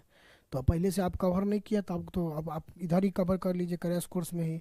उधर आप अगर कर सकते, थोड़ा बहुत बचा तो उसको कर लीजिए, पूरा नहीं कर सकते आप, है ना। चले, तो नेपोलियन के बाद हम लोग देखते हैं नेपोलियन जब 1815 में नेपोलियन का युग खत्म होता है, नेपोलियन हार जाता है, तो यहीं पर क्या आता है? मेटरनिक युग का शुरुआत हो जाता है। क्या हो जाता है? मेटरनिक इसको हराया था, है ना। मेटरनिक इसको हराया था सब मिल करके। किसको? नेपोलियन को 1815 में। तो नेपोलियन जब हारता है तो एक नया व्यवस्था बनाने के लिए, फिर से राजतंत्र लाने के लिए मेटरनिक एक मीटिंग बुलाता है। उसको हम लोग क्या कहते हैं? वियना सम्मेलन कहते हैं। क्या कहते हैं? वियना सम्मेलन कहते हैं, है ना। अब हम लोग देखें कि पहले यहाँ पर राजतंत्र था। पहले क्या था? राजतंत्र था। लुई सोलहवां राजा था। पहले राजतंत्र था, लुई सोलहवां राजा था। फिर जो है नेपोलियन आया, एक तरीका से जनतंत्र आ गया, एक तरीका से जनतंत्र कह सकते हैं आ गया था, है ना। और उसके बाद फिर जो है इसको ख़त्म करके, इस व्यवस्था को ख़त्म करने के लिए, है ना, जब नेपोलियन का पतन हो जाता है तो इस व्यवस्था को ख़त्म करने के लिए फिर से जो है ना, एक मीटिंग होता है और इसके बाद फिर से राजतंत्र यहाँ पर लाया जाता है। फिर से यहाँ पर क्या लाया जाता है, राजतंत्र लाया जाता है। तो इसी चीज़ को हम लोग देखेंगे अभी, है ना। पहले राजतंत्र था, फिर जनतंत्र आया और फिर से अब क्या आएगा, राजतंत्र आएगा। फिर से अब क्या आएगा, राजतंत्र आएगा। तो इसको हम लोग देखते हैं, है ना। अभी देखिए लुई सोलामा शासक था। लुई सोलामा क्या था, शासक था वहाँ पर, है ना। लुई सोलामा वहाँ पर क्या था, शासक था। लुई सोलामा जब शासक था तो उसके समय में क्रांति हुआ, फिर नेपोलियन आ गया। तब नेपोलियन जब आ गया, नेपोलियन भी अपना शासन उसन चलाया अच्छे से, है ना। खूब राष्ट्रवाद के भावना को वो फैलाया, अलग अलग देशों पर आक्रमण किया, इटली जर्मनी सब जीतना चाहता था नेपोलियन, है ना। सबको जीतना चाहता था और प्रयास किया और बहुत सारा जगह को वह जीता भी, है ना। बहुत सारा जगह को वह जीता भी। फिर उसका भी पतन हो गया 1815 में। वाटरलू के युद्ध में हार गया, उसका पतन हो गया। इसके बाद कौन सा युग आता है, मेटरनिक युग। मेटरनिक युग कब से कब तक, 1815 से शुरू होता है, 1848 के काल को मेटरनिक युग कहते हैं। 1815 से 1848 के समय को हम लोग क्या कहते हैं, मेटरनिक युग कहते हैं। पूछा जाए मेटरनिक युग क्या है, तो 1815 से लेकर के 1848 के काल को हम लोग क्या कहते हैं, मेटरनिक युग के नाम से जानते हैं, ठीक है ना। अब देखते हैं मेटरनिक युग होता है तो सबसे पहले वियना सम्मेलन मेटरनिक बुलाता है। क्या बुलाता है, वियना सम्मेलन। कब, 1815 में। जैसे ही वाटरलू के युद्ध में नेपोलियन हारता है, तुरंत जो है वियना सम्मेलन बुलाया जाता है। कब, 1815 ईस्वी में। 1815 ईस्वी में क्या हो जाता है, वियना सम्मेलन को बुलाया जाता है। 1815 ईस्वी में वियना सम्मेलन बुलाया जाता है। वियना सम्मेलन क्या था, देखते हैं हम लोग। तो यूरोप की विजय शक्तियाँ नेपोलियन के पतन के बाद 1815 में, है ना, 1815 में ऑस्ट्रिया की राजधानी वियना, ऑस्ट्रिया की राजधानी कहाँ है, वियना। ऑस्ट्रिया की राजधानी वियना में एक सम्मेलन बुलाया जिसे हम लोग क्या कहते हैं, वियना सम्मेलन के नाम से जानते हैं, है ना। यूरोप की विजय शक्तियां वाटरलू के युद्ध में जीतने के बाद, यूरोप की विजय शक्तियां, है ना, नेपोलियन के पतन के बाद, नेपोलियन का हार हो जाता है तो उसके नेपोलियन के हारने के बाद 1815 में एक मीटिंग बुलाता है। जो लोग जीता था वो लोग मिल करके एक मीटिंग बुलाता है। कहाँ, ऑस्ट्रिया की राजधानी वियना में। ऑस्ट्रिया एक, ऑस्ट्रेलिया नहीं, ऑस्ट्रिया। ऑस्ट्रिया एक देश है ना, यूरोप में ही। तो ऑस्ट्रिया की राजधानी कहाँ था, वियना। ये पूछा भी जाता है, इंपोर्टेंट है। ऑस्ट्रिया की राजधानी कहाँ था, वियना। वहाँ पर एक मीटिंग बुलाया गया, उसी को हम लोग क्या कहते हैं, वियना सम्मेलन कहते हैं। तो वियना सम्मेलन कब बुलाया गया, 1815 में ईस्वी में बुलाया गया। कहाँ बुलाया गया, तो ऑस्ट्रिया की राजधानी वियना में बुलाया गया। क्यों बुलाया गया था, तो नेपोलियन के पतन के बाद बुलाया गया था। नेपोलियन जब हार गया उसके बाद इसको बुलाया गया था, नया व्यवस्था को स्थापित करने के लिए, है ना। फिर से राजतंत्र को स्थापित करने के लिए वियना सम्मेलन बुलाया गया था। फिर से राजतंत्र को क्या करने के लिए, स्थापित करने के लिए वियना सम्मेलन बुलाया गया था, ठीक है ना। तो ये मीटिंग बुलाया गया वियना में, ऑस्ट्रिया की राजधानी वियना में। कब बुलाया गया, है ना, 1815 में, है ना। बुलाया कहाँ गया था, ऑस्ट्रिया की राजधानी वियना में। अब क्या होता है, वियना सम्मेलन की अध्यक्षता कौन करेगा, तो ऑस्ट्रिया के चांसलर, जो ऑस्ट्रिया के जो चांसलर थे, है ना, कौन, मेटरनिक। याद होगा आपको, ऑस्ट्रिया के चांसलर कौन थे, मेटरनिक। वही जो है इसका क्या किया, अध्यक्षता किए। ये बुलाया भी गया था वियना में ही, है ना, वियना में ही इसको बुलाया गया था 1815 में। तो वियना में जब बुलाया गया था, वियना ऑस्ट्रिया में ही है, तो ऑस्ट्रिया के चांसलर जो थे मेटरनिक, वो इसका क्या किया, अध्यक्षता किए। क्या किए, अध्यक्षता किए इस सम्मेलन का। किस सम्मेलन का, वियना सम्मेलन का। मेटरनिक प्रतिक्रियावादी शासक था। मेटरनिक कैसा शासक था, प्रतिक्रियावादी शासक। प्रतिक्रियावादी किसको कहते हैं, जो सुधार नहीं चाहता है, जो नहीं चाहता है कि कोई सुधार हो, उसी को हम लोग क्या कहते हैं, प्रतिक्रियावादी कहते हैं। तो मेटरनिक जो था वो प्रतिक्रियावादी शासक था। वो नहीं चाहता था कि कोई भी सुधार हो, वो चाहता था कि पुराना व्यवस्था ही चले, जो पहले राजतंत्र था ना, फिर से वही राजतंत्र आ जाए, है ना, कोई नया व्यवस्था नहीं आए। ये जो है मेटरनिक का सोच था, जिसका उद्देश्य क्या था, मेटरनिक व्यवस्था का क्या उद्देश्य था, तो गणतंत्र का विरोध करना। जो गणतंत्र आया था उसका विरोध करना और राजतंत्र का फिर से स्थापना करना, इसका उद्देश्य था। मेटरनिक का क्या उद्देश्य था, मेटरनिक प्रतिक्रियावादी शासक था, उसका क्या उद्देश्य था, उसका उद्देश्य था गणतंत्र को नहीं आने देना है, गणतंत्र का विरोध करना है और राजतंत्र को फिर से स्थापित करना है, राजतंत्र को फिर से स्थापित करना। यानी लुई सोलहवां जो गया था ना 1789 में, लुई सोलहवां, उसके वंश को फिर से जो है लाना है फ्रांस में। लुई सोलहवां के वंश को फिर से जो है फ्रांस में क्या करना है, लाना है ना। और वियना कांग्रेस के बाद हम लोग देखते हैं बुर्बो राजवंश का क्या हो गया, फिर से स्थापना हो गया। बुर्बो राजवंश का क्या हो गया, पुनर्स्थापना हो गया। तो ये आपको ध्यान रखना है, वियना कांग्रेस का उपलब्धि। वियना कांग्रेस के बाद क्या होता है, फ्रांस में बुर्बो राजवंश का फिर से स्थापना हो गया। बुर्बो राजवंश कहाँ शासन कर रहा था, फ्रांस में, है ना। इसी का जो है, इसी राजवंश का शासक था कौन, लुई 13वां 14वां 16वां, सब जो है इसी का शासक था। लुई 16वां जो है इसी वंश का शासक था। लुई 16वां जो था वो इसी वंश का क्या था, शासक था, बुर्बो राजवंश का। तो इसके बाद वियना सम्मेलन के बाद फिर से बुर्बो राजवंश को ला दिया गया, है ना, फिर से बुर्बो राजवंश को ला दिया गया। ठीक है, तो इतना तक में आपको कोई दिक्कत, वियना सम्मेलन आप अच्छे से समझे। वियना सम्मेलन कब हुआ, 1815 में हुआ। कहाँ हुआ, ऑस्ट्रिया की राजधानी वियना में हुआ। उसका अध्यक्षता कौन किया, मेटरनिक किया, है ना। मेटरनिक कौन था, तो मेटरनिक ऑस्ट्रिया का चांसलर था और प्रतिक्रियावादी शासक था। कैसा शासक था, प्रतिक्रियावादी शासक था कौन, मेटरनिक, है ना। प्रतिक्रियावादी शासक था, वह गणतंत्र का विरोधी था और जो है राजतंत्र का जो है समर्थक था। वह गणतंत्र का क्या था, विरोधी था, और राजतंत्र का क्या था, समर्थक था कौन, मेटरनिक। ठीक, और ये फिर से क्या कर देता है, वियना सम्मेलन के बाद फ्रांस में बुर्बो राजवंश का पुनर्स्थापना करता है। वियना सम्मेलन के बाद क्या होता है, फ्रांस में बुर्बो राजवंश फिर से क्या होता है, स्थापित होता है, और फिर से जो है ना, बुर्बो राजवंश का ही राजा आएगा। ठीक है ना।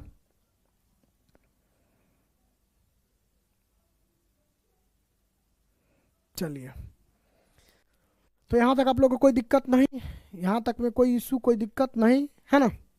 चले आगे हम लोग, चलिए, ये आप देख रहे होंगे मानचित्र पर, ये जो इलाका है ना, फ्रांस का इलाका, ये इलाका है फ्रांस।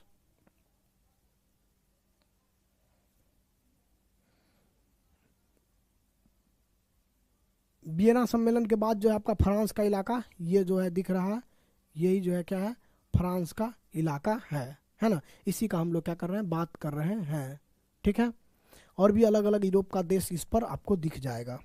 ठीक, तो यहाँ तक हम लोग देख लिए 1789 की क्रांति से लेकर के यहाँ तक हम लोग अभी क्या देखें, फ्रांस में शुरू किए हैं। अभी हम लोग कहाँ हैं, फ्रांस में ही हैं। फ्रांस में सबसे पहले क्या होता है, 1789 में क्रांति होता है। 1789 में फ्रांस में क्या होता है, क्रांति होता है। इस क्रांति के बाद हम लोग देखते हैं यहाँ पर एक तरीका से राजा चेंज हो जाते हैं। 1804 में जो है नेपोलियन आ जाता है। फिर 1815 तक जो है नेपोलियन यहाँ क्या करता है, शासन करता है ना। 1815 तक यहाँ क्या करता है, नेपोलियन शासन करता है। फिर वियना सम्मेलन होता है, और वियना सम्मेलन के बाद जो है फिर से जो है यहाँ पर बुर्बो राजवंश का पुनर्स्थापना हो जाता है। पहले राजतंत्र था, फिर से राजतंत्र आ गया। पहले राजतंत्र था 1789 से पहले, और फिर से यहाँ पर क्या आ गया, राजतंत्र आ गया।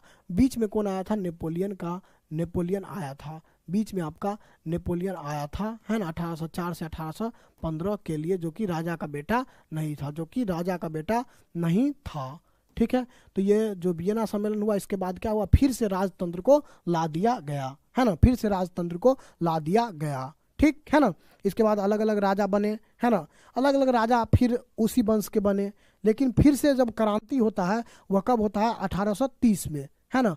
फिर से कब क्रांति होता है, फिर कुछ दिन तक ठीक से शासन चलता है, और फिर क्रांति होता है 1830 में। फिर क्रांति कब होता है, 1830 में क्रांति होता है। ठीक है, तो हम लोग देखते हैं 1830 के क्रांति के बारे में, है ना। तो 1830 में जब क्रांति हुआ, उस समय राजा कौन थे। अब दूसरा जब क्रांति होता है फ्रांस में, वो कब होता है, 1830 में होता है। तो 1830 के क्रांति के समय राजा कौन थे, तो आपको हम बताएं, चार्ल्स एक्स, कौन, चार्ल्स जो एक्स दसम, जो चार्ल्स दसम जो है, ये जो है 1830 के क्रांति के समय क्या थे, राजा थे, है ना। तो 1830 के फ्रांसीसी के क्रांति का कारण क्या था, 1830 के फ्रांसीसी का कारण क्या था, तो मेटरनिक की प्रतिक्रियावादी नीति। मेटरनिक कोई सुधार होने नहीं देना चाह रहा था फ्रांस में, मेटरनिक कोई सुधार होने नहीं देना चाह रहा था। वह चाह रहा था बस राजतंत्र रहे, राजा रहे नाम का, और जनता का कुछ भी नहीं सुने। इसीलिए जो है 1830 में क्या होता है, फ्रांस में क्रांति होता है ना। मेटरनिक कोई सुधार होने नहीं देना चाह रहा था, इस वजह से 1830 में क्या होता है, फ्रांस में फिर से क्रांति होता है। और जो राजा बना था चार्ल्स दसम, जो राजा था वह भी क्या था, एक निरंकुश शासक था। चार्ल्स दसम जो राजा था वह भी क्या था, एक निरंकुश शासक था, अच्छे से शासन को नहीं चला रहा था। इसी वजह से जो है क्या हुआ, इसी वजह से 1700 फिर 1830 में क्या हो गया, फ्रांस की जनता ने फिर से क्या किया, क्रांति किया। फ्रांस की जनता ने क्या किया, फिर से जो है क्रांति किया। ये बात आपको क्या रखना है, ध्यान रखना है ना। ये बात को आपको ध्यान रखना है। और ये जो चार्ल्स आपका दशम है ना, चार्ल्स आपका क्या है, एक्स है, ठीक है।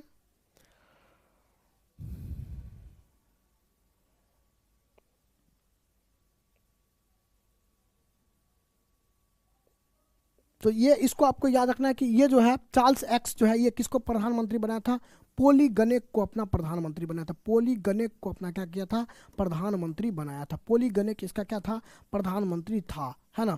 और वो भी शासन को अच्छे से मतलब नहीं संभाल रहा था, तो इस वजह से फ्रांस की जनता ने क्या कर दिया, फिर से क्रांति कर दिया। तो दो बात आपको याद रखना है, 1830 के क्रांति के समय राजा कौन थे, चार्ल्स एक्स, चार्ल्स दशम राजा थे, और उसका प्रधानमंत्री कौन था, पोलीगनेक उसका प्रधानमंत्री था, है ना। पोलीगनेक उसका क्या था, प्रधानमंत्री था। तो दोनों बात आपको ध्यान रखना है। और 1830 का क्रांति क्यों हुआ, 1830 का क्रांति क्यों हुआ, तो राजा सही नहीं था, मतलब राजा निरंकुश था। चार्ल्स एक्स जो राजा था वह क्या था, निरंकुश था, और वो किसी प्रकार का कोई सुधार में विश्वास नहीं रखता था, किसी प्रकार का कोई सुधार नहीं कर रहा था।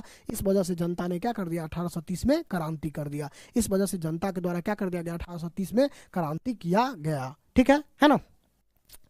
नेक्स्ट है इस क्रांति का क्या परिणाम हुआ, इस क्रांति का क्या परिणाम हुआ। जब क्रांति कोई होता है उसका क्या परिणाम होता है, राजा को गद्दी छोड़ करके भागना पड़ता है। जनता इतना इतना मतलब राजा का विरोध करता है कि राजा को गद्दी छोड़ करके भागना पड़ता है। तो यहाँ पर भी हुआ, चार्ल्स एक्स फ्रांस की गद्दी छोड़कर कहाँ भाग गया, इंग्लैंड भाग गया। चार्ल्स आपका दशम था वह जो है फ्रांस की गद्दी को छोड़ करके कहाँ भाग गया, इंग्लैंड भाग गया। तो ये आपको ध्यान रखना है कि चार्ल्स दशम जो है फ्रांस की गद्दी छोड़ करके क्या हो गया, इंग्लैंड भाग गया। और उसके बाद है फ्रांस में बुर्बो वंश का अंत हो गया। अभी तक फ्रांस में कौन सा वंश शासन कर रहा था, बुर्बो वंश, इसका क्या हो गया, अंत हो गया, है ना। बुर्बो वंश का शासक ही था लुई 16वां, लुई 18वां, और उसके बाद जो चार्ल्स दशम है ये सब बुर्बो वंश का ही शासक था, है ना। और इसका क्या हो गया, अंत हो गया कब, 1830 के क्रांति के बाद ये वंश ही खत्म हो गया, है ना। उसके बाद इसके जगह पर करा कि 1830 के बाद फ्रांस में संवैधानिक राजतंत्र की स्थापना हुई और ऑर्लियंस वंश के लुई फिलिप जो है राजा बने, है ना। तो दोनों बात आपको ध्यान रखना है। 1830 के क्रांति के बाद फ्रांस में किस प्रकार का शासन का स्थापना हुआ था, तो संवैधानिक राजतंत्र। अभी भी राजतंत्र ही था लेकिन संवैधानिक राजतंत्र था। संवैधानिक राजतंत्र मतलब संविधान से चलने वाला राजतंत्र। क्या, संविधान से चलने वाला राजतंत्र का क्या हो गया, स्थापना हो गया, ठीक है। 1830 के क्रांति के बाद फ्रांस में, है ना, कैसा शासन आया, तो संवैधानिक राजतंत्र। कैसा शासन आया, संवैधानिक राजतंत्र शासन आया था, ठीक है ना। और इसके बाद जो है राजा, इसके बाद 1830 के क्रांति के बाद किस वंश का शासक आया, तो ऑर्लियंस वंश का। अभी तक था बुर्बो वंश का, लेकिन अब जो है 1830 के क्रांति के बाद ऑर्लियंस वंश के शासक बने। और कौन शासक बने, लुई फिलिप। कौन शासक बने, लुई फिलिप। तो ये आपको ध्यान रखना है 1830 की क्रांति के बाद क्या क्या हुआ। तो चार्ल्स दशम को फ्रांस भागना पड़ा, है ना, चार्ल्स दशक भाग गया, बुर्बो वंश क्या हो गया, खत्म हो गया, एक नया वंश आया लुई फिलिप। एक नया वंश कौन आया, एक नया वंश आया ऑर्लियंस वंश, और राजा कौन बने, है ना, राजा बन गए लुई फिलिप जो है, इसके बाद राजा बन गए। और राजतंत्र की जगह संवैधानिक राजतंत्र का शुरुआत हुआ। तो हम लोग देखते हैं यहाँ पर सब कुछ बदल जाता है।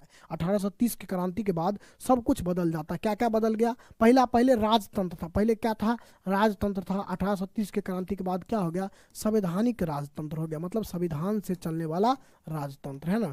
संवैधानिक राजतंत्र का जो है शुरुआत हुआ। 1830 के क्रांति से पहले क्या था, राजतंत्र था, लेकिन 1830 के क्रांति के बाद संवैधानिक राजतंत्र का शुरुआत हुआ। फिर हम लोग देखते हैं 1830 के क्रांति के समय जो है, उस समय राजा कौन थे, तो उस समय राजा आपके थे, है ना, उस समय जो राजा आपके थे चार्ल्स जो है, चार्ल्स दशम राजा थे।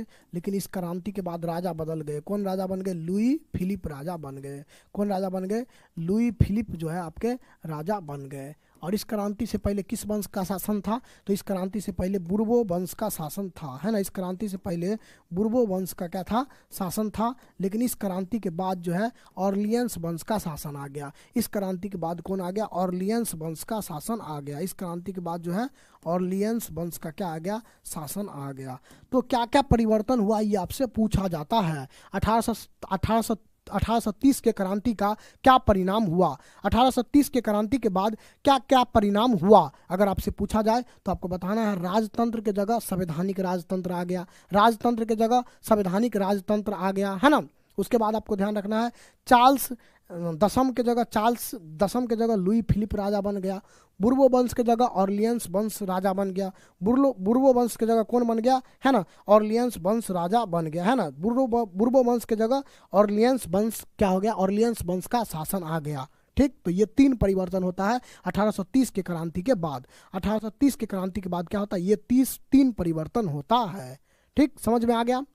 1830 के क्रांति का क्या क्या परिणाम हुआ, 1830 के क्रांति के बाद क्या क्या परिवर्तन हुआ। चलिए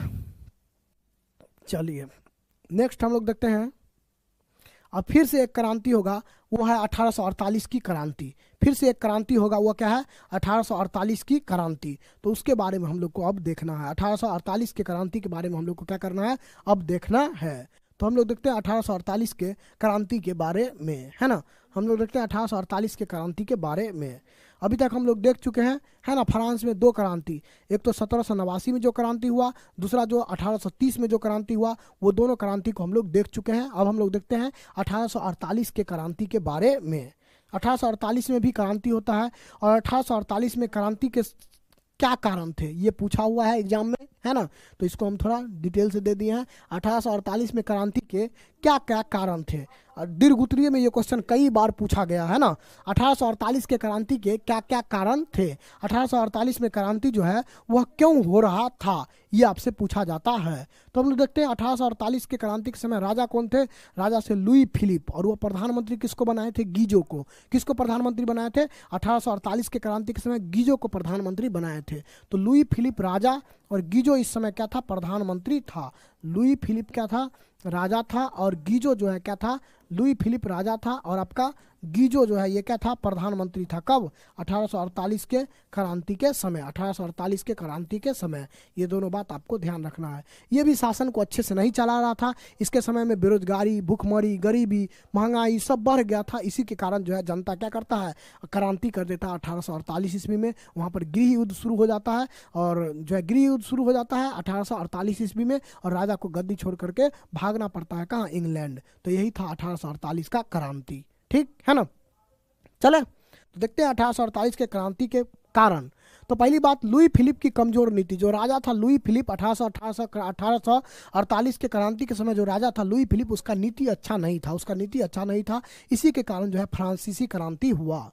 दूसरा है, लुई फिलिप जो है, लुई फिलिप वह जो है प्रतिक्रियावादी गीजो को अपना प्रधानमंत्री बना लिया था। प्रतिक्रियावादी गीजो मतलब ऐसा गीजो जो इसका प्रधानमंत्री बना, वो कोई सुधार होने देना नहीं चाहता था। ये अच्छा आदमी था लुई फिलिप, जो है सबको साथ लेकर के चल रहा था। ये मध्यम वर्गीय नीति अपनाया था, मतलब न ज़्यादा हार्ड न ज़्यादा सॉफ्ट, है ना, बीच का रास्ता अपनाएंगे। लेकिन यह लुई फिलिप को जब लुई फिलिप जो है गीजो को जब प्रधानमंत्री बनाया, तो ये प्रतिक्रियावादी था, मतलब ये कोई सुधार होने नहीं देना चाहता था, और इस वजह से ये कोई सुधार नहीं होने दिया। अमीर लोगों को साथ दिया, जिससे जो है आम जनता नाराज हो गया, है ना, आम जनता नाराज हो गया, और जो है क्या कर दिया, राजा के खिलाफ 1848 में क्रांति कर दिया, है ना। ठीक है, कह रहा है कि वैधानिक, संवैधानिक और आर्थिक किसी भी प्रकार का सुधारात्मक कार्य नहीं करना। बोल रहा है यहाँ का जो प्रधानमंत्री था गीजो, वह कोई वैधानिक काम हो या संवैधानिक काम हो या आर्थिक काम हो, कोई काम नहीं करना चाहता था। किसी प्रकार का कोई सुधार का काम नहीं करना चाहता था, है ना। पूंजीपति वर्ग को साथ रखना, ये जो गीजो है ये क्या कर रहा था, पूंजीपति वर्ग के लोगों को साथ लेकर के चलता था, और आम लोगों से इसको कोई मतलब नहीं था, है ना। इसके समय में विदेश नीति इसका क्या हो गया, फेल हो गया। बेरोजगारी और भूखमरी क्या हो गया, इसके समय में बढ़ गया। इस वजह से 1848 में, है ना, क्या हो गया, फ्रांस में गृह युद्ध क्या हो गया, शुरू हो गया। ठीक है, इस वजह से फ्रांस में क्या हो गया, गृह युद्ध शुरू हो गया। ठीक है, और राजा के खिलाफ क्या हुआ, क्रांति हुआ।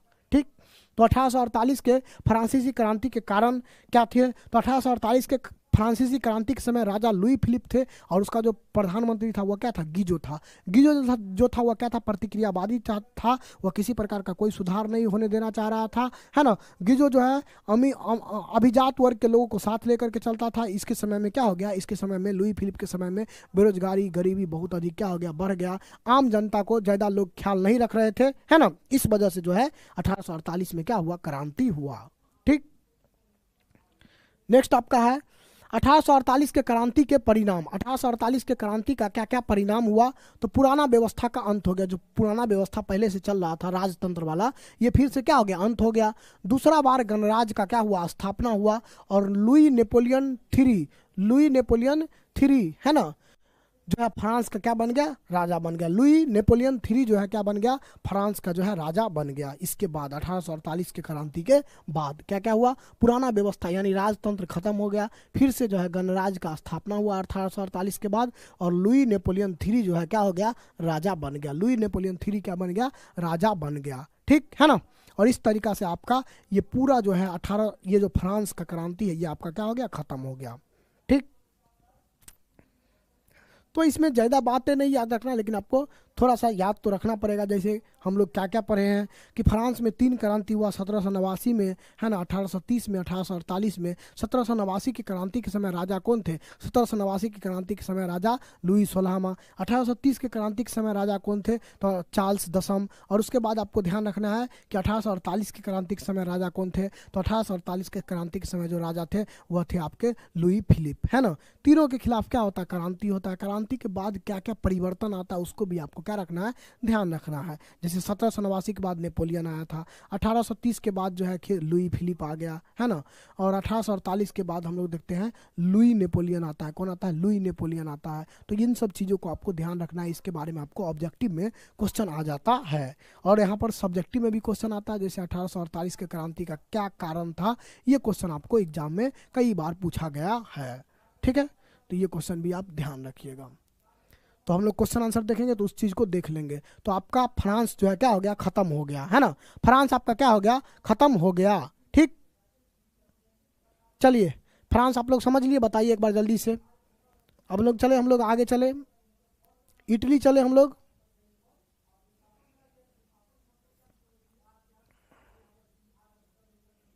इटली चला जाए।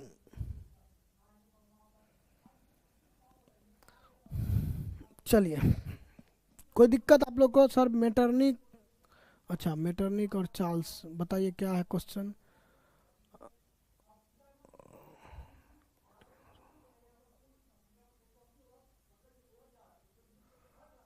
सब्जेक्टिव याद करवाइएगा। हाँ बिल्कुल, सब्जेक्टिव में भी आपको टेंशन नहीं होगा। अगर ये चीज़ हम लोग देख लेंगे, ये चीज़ हम लोग समझ लेंगे, है ना, तो हम लोग जो है सब्जेक्टिव में भी कोई टेंशन आप लोग को नहीं होगा। सर मेटरनिक और चार्ल्स एक्स एक ही है क्या? नहीं, बिल्कुल नहीं, है ना। दोनों क्या अलग अलग है। मेटरनिक तो ऑस्ट्रिया का था, और ये जो चार्ल्स 10म है ये जो आपका कहाँ का बना था? फ्रांस का राजा बना था, लेकिन मेटरनिक इसको बनवाया था, मेटरनिक बनवाया था।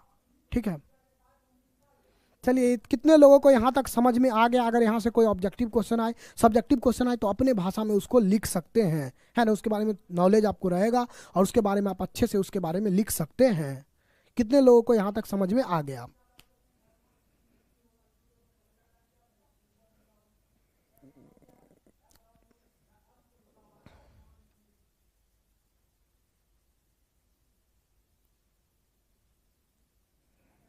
चलिए नेक्स्ट हम लोग देखते हैं इटली के बारे में। कहाँ देखते हैं? इटली के बारे में। अब हम लोग इटली चलते हैं। कहाँ चलते हैं? इटली, है ना। इटली चलते हैं और देखते हैं इटली का एकीकरण अब कैसे होगा। हम लोग देखते हैं इटली जो है वो बहुत सारे भागों में क्या हुआ था? टूटा हुआ था। तो उसको एक करना है, उस चीज़ को हम लोग देखेंगे कि इटली का एकीकरण कैसे होगा, है ना। इटली का एकीकरण जो है कैसे होगा, इस चीज़ को हम लोग को क्या करना है? यहाँ पर देखना है। इस चीज़ को हम लोग को यहाँ पर क्या करना है? समझना है। जैसे ये देख पा रहे हैं इटली, ये कई भागों में क्या हुआ है? टूटा हुआ है। कई भागों में, एक हिस्सा इसका यहाँ, एक हिस्सा यहाँ, एक हिस्सा यहाँ, एक हिस्सा यहाँ है। अलग अलग बहुत सारे भागों में ये क्या है? टूटा हुआ है। बाद में जो है इटली जो है क्या हो जाता है? बाद में धीरे धीरे इटली पूरा एक हो जाता है। तो इसी चीज़ को हम लोग को समझना है ना, कि इटली का एकीकरण कैसे हुआ। इटली का एकीकरण कैसे हुआ, अब इसको हम लोग को समझना है इसके दूसरे पार्ट में। तो हम लोग चलते हैं इटली के एकीकरण पर। ठीक है, इटली भी आपका यूरोप में ही है ना। तो एक आपका पार्ट खत्म, फ्रांस खत्म। अब हम लोग फ्रांस को अब आप लोग भूल जाइए। कहाँ चलना है आप लोग को? अब इटली चलना है। कहाँ चलना है? इटली चलना है। तो चलते हैं हम लोग इटली, है ना। तो इटली जो था पहले बहुत सारे भागों में टूटा हुआ था, बाद में उसको क्या किया गया? एकीकरण किया गया, है ना। एकीकरण किया गया। तो इसी चीज़ को हम लोग को क्या करना है? समझना है। ठीक है, चलिए तो इटली के एकीकरण क्यों नहीं हो रहा था, इटली के एकीकरण में क्या क्या समस्या था, तो देखते हैं। इटली कई छोटे छोटे राज्य में विभक्त था। इटली क्या था, कई छोटे छोटे राज्य में क्या था, बटा हुआ था। इटली जो था वो बहुत सारा है ना छोटा छोटा भाग में क्या हुआ था, बटा हुआ था। तो इसी को क्या करना था, एक करना था। इसी को क्या करना था, एक करना था। इसी को जो है एक करना था। तो ये जो है इटली के साथ क्या था, समस्या था।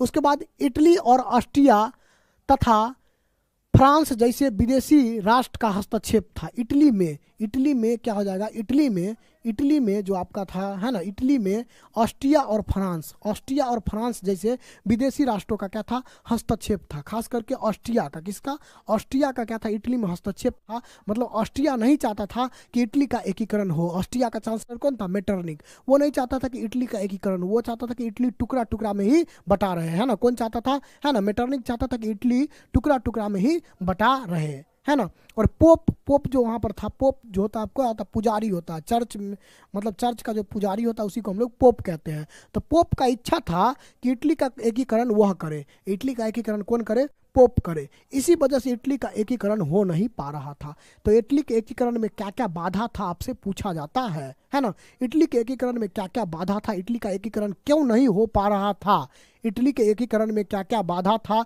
इटली का एकीकरण क्यों नहीं हो पा रहा था। तो आपको याद रखना है, इटली कई छोटे छोटे भागों में बटा हुआ था। पहली बात, इटली कई छोटे छोटे भागों में क्या था, बटा हुआ था, ठीक है। दूसरी बात, जो ऑस्ट्रिया था वह क्या करता था, इटली में हस्तक्षेप करता था। ऑस्ट्रिया जो है इटली का एकीकरण नहीं होने देना चाहता था, है ना। ऑस्ट्रिया इटली का एकीकरण नहीं होने देना चाहता था। मतलब ऑस्ट्रिया जो है इटली के एकीकरण का क्या था, विरोधी था। और पोप का इच्छा था कि कोई और इटली का एकीकरण नहीं करे, हम करें। जब भी इटली का एकीकरण करे तो हम करें। तो पोप भी टांग अड़ा देता था बीच में। जब भी इटली का एकीकरण होता था तो पोप जो है वहाँ पर क्या लगा देता था, टांग अड़ा देता था। उसका इच्छा था कि इटली का एकीकरण हम करें, इस वजह से वह क्या कर देता था, टांग अड़ा देता था, ठीक है ना। तो इटली के एकीकरण में क्या क्या बाधाएं था, अगर आपसे पूछा जाए तो क्या आप लिख देंगे, जल्दी बताइए, है ना। इंपोर्टेंट क्वेश्चन है, कई बार पूछा गया इटली के एकीकरण का बाधाएं। तो इटली छोटे छोटे राज्य में विभक्त था, है ना। जो ऑस्ट्रिया था उसका इटली पर हस्तक्षेप था। और पोप चाहता था कि इटली का एकीकरण हमारे हमारे है ना, हमारे मतलब अंदर हो, हमारे द्वारा किया जाए, इटली का एकीकरण हमारे नेतृत्व में हो, ये पोप का इच्छा था। इसी वजह से इटली का एकीकरण नहीं हो पा रहा था, इसी वजह से इटली का एकीकरण नहीं हो पा रहा था, ठीक है, समझ गए। इटली का एकीकरण क्या क्या बाधा था।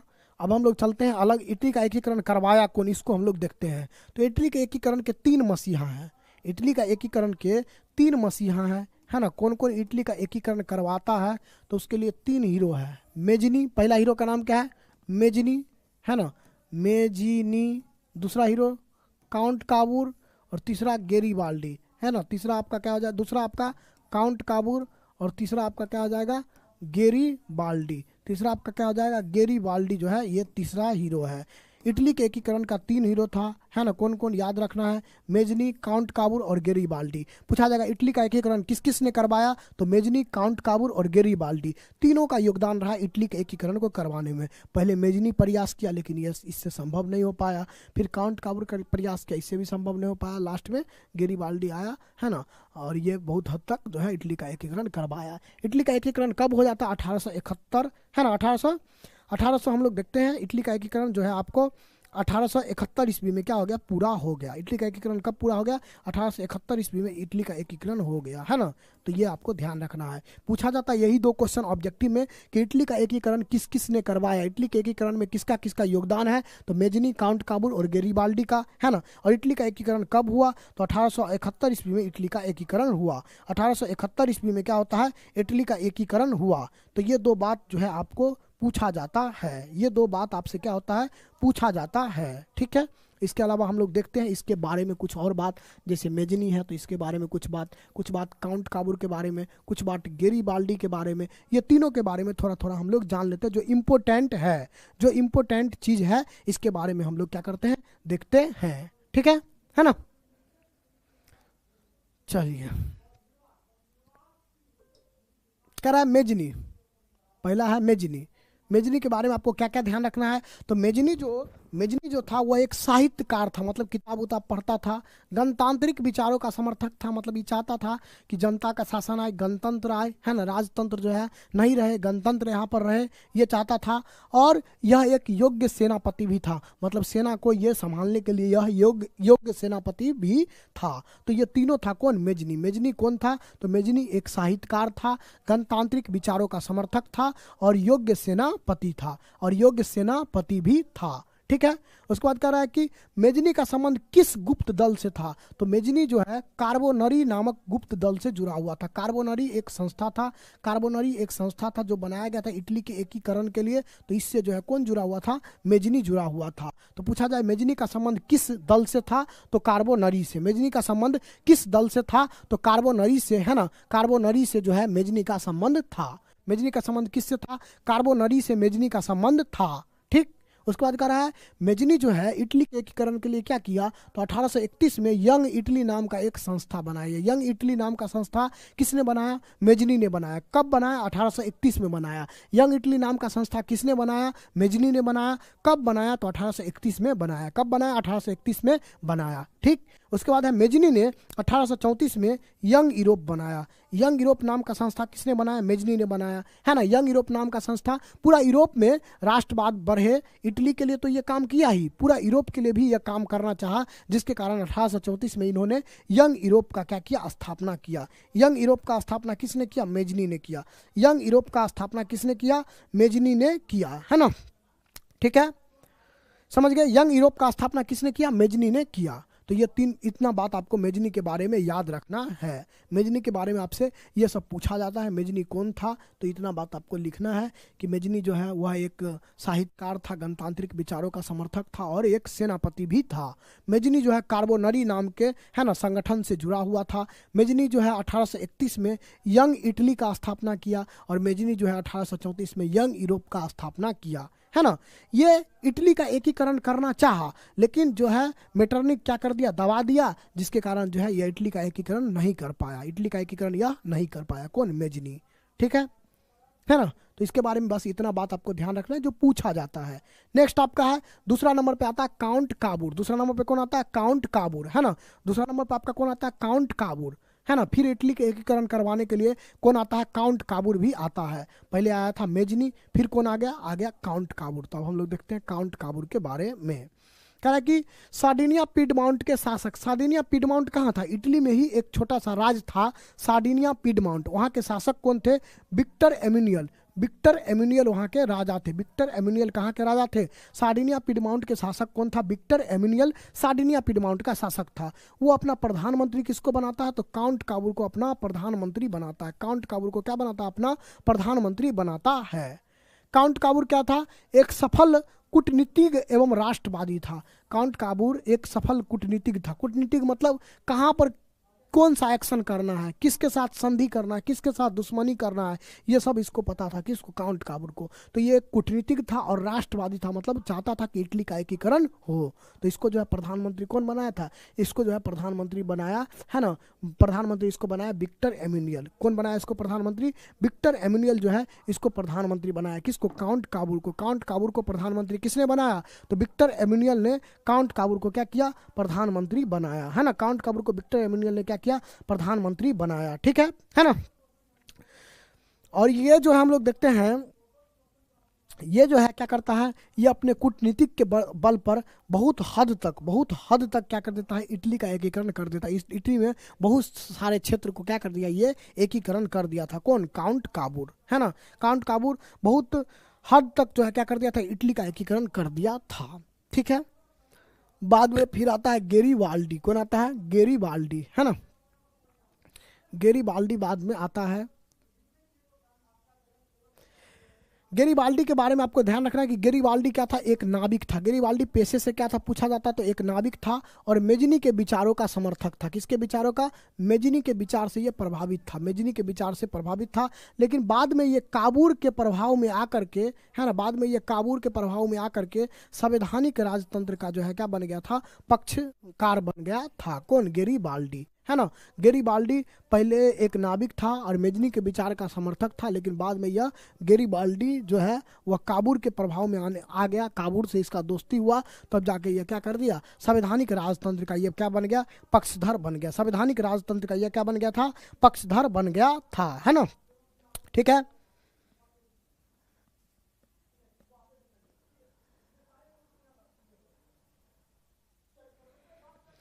उसके बाद हम लोग देखते हैं ये भी बहुत सारे क्षेत्र को जो है क्या कर लिया, जीत लिया, ये भी बहुत सारे क्षेत्र को जीत लिया। लेकिन बाद में जो अपना ये क्षेत्र जीता हुआ था सब किसको दे दिया, काउंट काबूर को ही दे दिया। ये बहुत सारा क्षेत्र को जीता गेरिबाल्डी और जीत करके किसको दे दिया, काउंट काबूर को दे दिया। लेकिन बाद में हम लोग देखते हैं 1862 में काउंट काबूर का क्या हो जाता है, मृत्यु हो जाता है। 1862 में काउंट काबूर का क्या हो जाता है, मृत्यु हो जाता है ना। 1862 में क्या हो जाता है, काउंट काबूर का मृत्यु हो जाता है। तो इसके बाद जो है इसके जो राजा थे, है ना, विक्टर एमिनियल, उसी के नेतृत्व में क्या हो जाता है, 1871 में इटली का एकीकरण हुआ। इसी के नेतृत्व में, है ना, एक युद्ध होता है फ्रांस और पर्सा के बीच। फ्रांस पर्सा का युद्ध होता है कब, फ्रांस और पर्सा का युद्ध होता है 1871 में। और इसी युद्ध के बाद जो है ना, विक्टर एमिनियल के नेतृत्व में इटली का एकीकरण कब हो गया, 1871 में इटली का एकीकरण हो गया। 1871 में क्या हो गया, इटली का एकीकरण हो गया विक्टर एमिनियल के ही नेतृत्व में। ठीक है ना, समझ गए।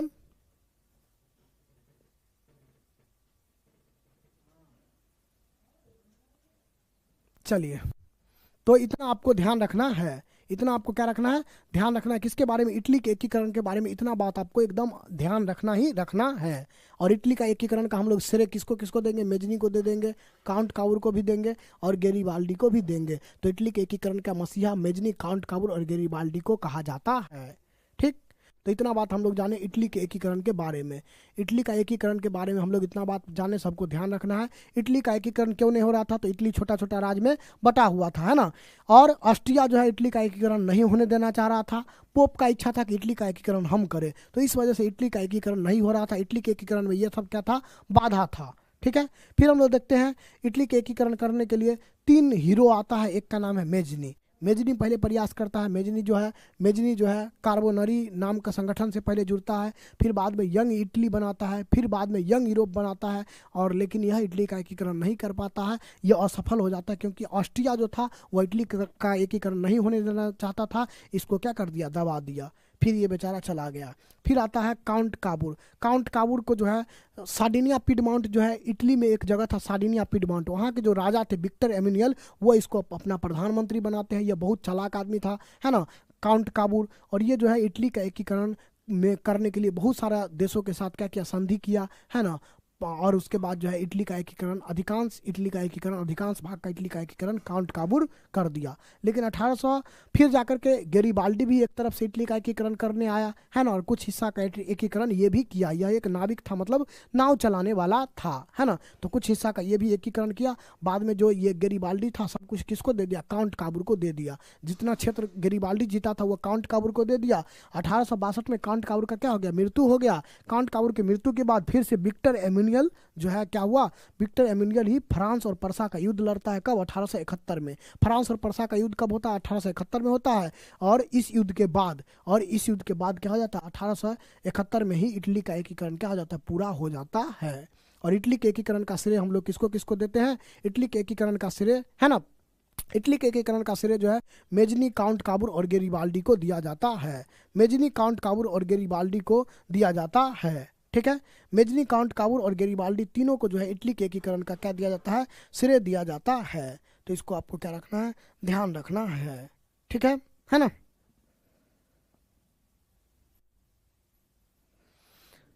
चले, ये जो है 70 से 71 के बीच हुआ था फ्रांस और पर्सा का युद्ध।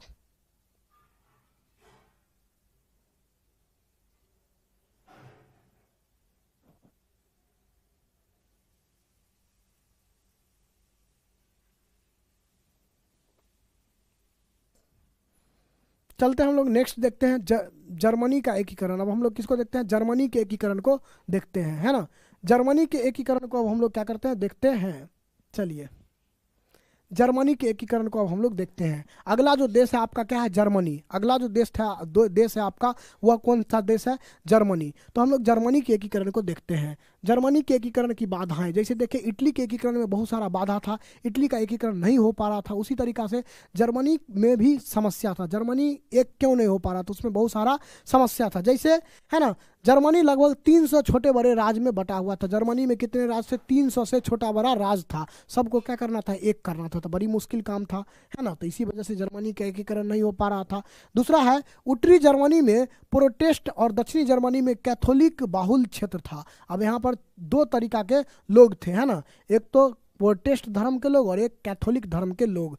तो दोनों में जो है क्या था, विभेद था। तो इस वजह से भी जो है जर्मनी का एकीकरण नहीं हो पा रहा था। और उसके बाद यहाँ पर राष्ट्रवाद की भावना का भी क्या था, अभाव था। और इसके साथ साथ यहाँ पर भी ऑस्ट्रिया का हस्तक्षेप था। ऑस्ट्रिया नहीं चाहता था जर्मनी का भी एकीकरण हो। तो जर्मनी का एकीकरण इन सभी वजहों से नहीं हो रहा था, है ना।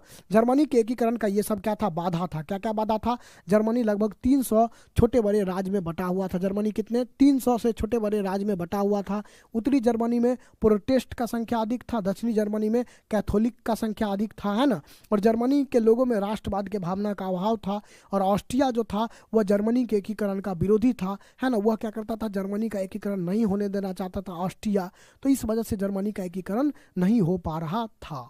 ठीक, इन सब वजहों से, है ना, जर्मनी का एकीकरण नहीं हो पा रहा था। ठीक है, अब हम लोग देखते हैं जर्मनी का एकीकरण हुआ कैसे। जर्मनी के एकीकरण में सहायक तत्व क्या क्या थे जिस वजह से जर्मनी का एकीकरण होता है। तो जर्मनी के एकीकरण के लिए बहुत सारा प्रयास किया गया। जैसे सबसे पहले 1806 में नेपोलियन जो है जर्मन राइन राज्य संघ का निर्माण किया था। क्या किया था, जर्मन राइन राज्य संघ, मतलब बहुत सारे राज्य को मिला करके, है ना, बहुत सारे राज्य को मिला करके और बनाया था जर्मन राइन राज्य संघ। तो इसका जो है बहुत बड़ा योगदान रहा, है ना, जर्मनी के एकीकरण में। तो जर्मन राइन राज्य संघ का निर्माण किसने किया, नेपोलियन ने किया। कब किया, 1806 में किया। तो इसका जो है इस वजह से जो है नेपोलियन के एकीकरण में, मतलब जर्मनी के एकीकरण में मदद मिला। इसके बाद है 1834 में वहाँ के व्यापारियों के द्वारा जालबेरिन नाम का एक आर्थिक संघ बनाया गया। मतलब सब व्यापारी एक साथ मिल करके व्यापार करें, इसके लिए वो लोग एक संगठन बनाए जिसका नाम क्या था, जालबेरिन। जालबेरिन जो है व्यापारियों का एक क्या था, संगठन था। इसमें पूरा जर्मनी के व्यापारी एक थे। तो पूरा जर्मनी के व्यापारी एक हुए, तो यहाँ से भी जो है एकीकरण का जो है ना, एकीकरण में मदद मिला। यहाँ से भी एकीकरण में क्या मिला, मदद मिला। ठीक है, जर्मनी में हम लोग देखते हैं एक विश्वविद्यालय था, एना विश्वविद्यालय। यहीं पर जर्मनी पूछा जाएगा, जर्मनी के वाइमर राज्य में, है ना, कौन सा विश्वविद्यालय था, एना विश्वविद्यालय, है ना, एना विश्वविद्यालय था। यहाँ पर ये जो है जर्मनी के एकीकरण का केंद्र माना जाता है। जर्मनी के एकीकरण का केंद्र माना जाता है। इसके लिए यहाँ पर क्या हुआ, आंदोलन वगैरह हुआ था। जर्मनी को एकीकरण करने के लिए लोग जो है प्लान बनाए थे यहीं पर, है ना, एना विश्वविद्यालय में। यहाँ के छात्रों ने बुरसेनसफ्ट नाम का एक संस्था बनाया था। यहाँ के शिक्षक और छात्र मिलकर के जो है एक संस्था भी बनाए थे।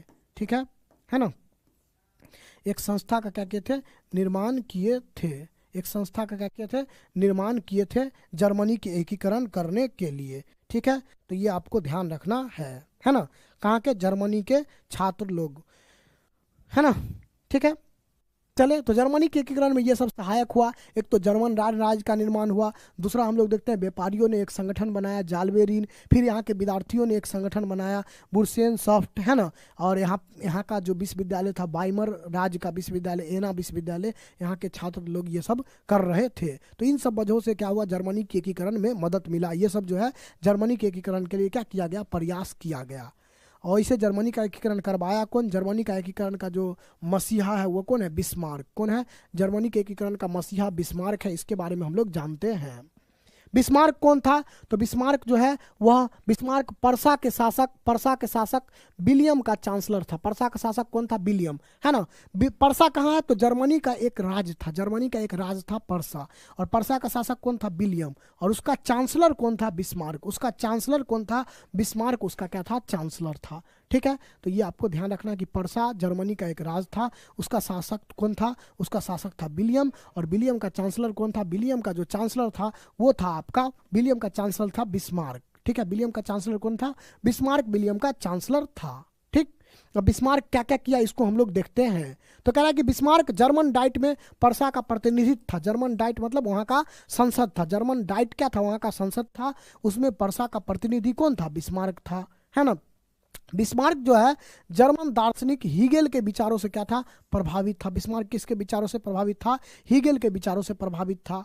और बिस्मार्क जो है रक्त और लोह की नीति का अवलंबन किया। रक्त और लोह की नीति का मतलब है कि लड़ाई के द्वारा ही क्या होगा? लड़ाई के द्वारा ही जो है जर्मनी का एकीकरण होगा। ये किसका मानना था? बिस्मार्क का मानना था। बोल रहा था रक्त बहेगा, है ना, तब जो है जाके जर्मनी का एकीकरण होगा। ये बिस्मार्क का क्या था? मानना था। मतलब ये कड़ा मिजाज का आदमी था बिस्मार्क। ये रक्त और लोह की नीति को, है ना, अपनाया था। ठीक है ना।